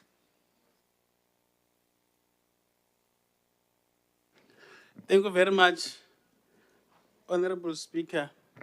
I rise to make the following announcements. One, that the Office of the Speaker wishes to inform honorable members of the passing of the mother of Honorable Frederick Jacobus Smale, and that the family do appreciate the messages that honorable members were able to share, just to condole and commiserate with the family. And that the funeral of the mother of Honorable Smale will be on the 23rd of August 2025 in KwaZulu-Natal province. And that members who are interested to join in the support of Honorable Smale are requested to communicate with protocol for purposes of arrangements, logistical arrangements and support. Two, that the 2025 Provincial Women's Parliament will be held at Lewahomo Legislative Chamber on Thursday, the 28th of August, 2025 at 10 o'clock in the morning. And that Members are requested to make their availability known on the 25th or on or before the 25th of August. Three, that there will be a Women's Day celebration for the legislature staff tomorrow, Friday, the 22nd of August 2025, at Meropa Casino at 10 o'clock, and members of the Limpopo Provincial Legislature, especially female members. And I think the invitation to this extent has been communicated. And that the Speaker do extend sincere appreciation for the Oversight Mechanism Committee for having understood and accepted the request for the postponement of the committee. 4, that the legislature will be hosting, taking the legislature to the people from the 8th to the 12th of September 2025 at Makuru Tamaga local municipality in Sikokune district municipality. And all the 64 members of the legislature are expected to be present. And to this extent, the details in relation to the venue and any other logistics will be provided in due course. 5, that the next sitting of the legislature will be held on Tuesday, the 26th of August 2025, and that lunch will be served at the committee boardroom. We are the geese, and the geese is us. Thank you very much.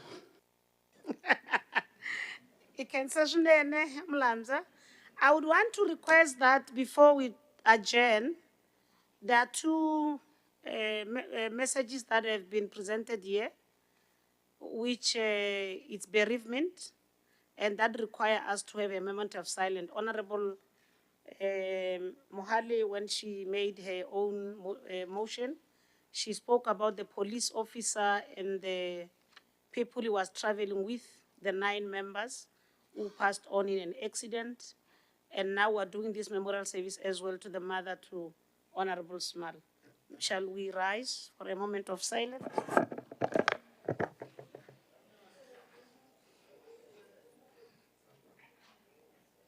May their souls rest in peace. Thank you so much.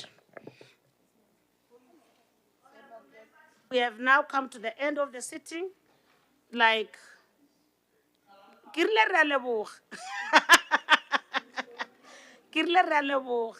so we have now come to the end of the orders of the day today.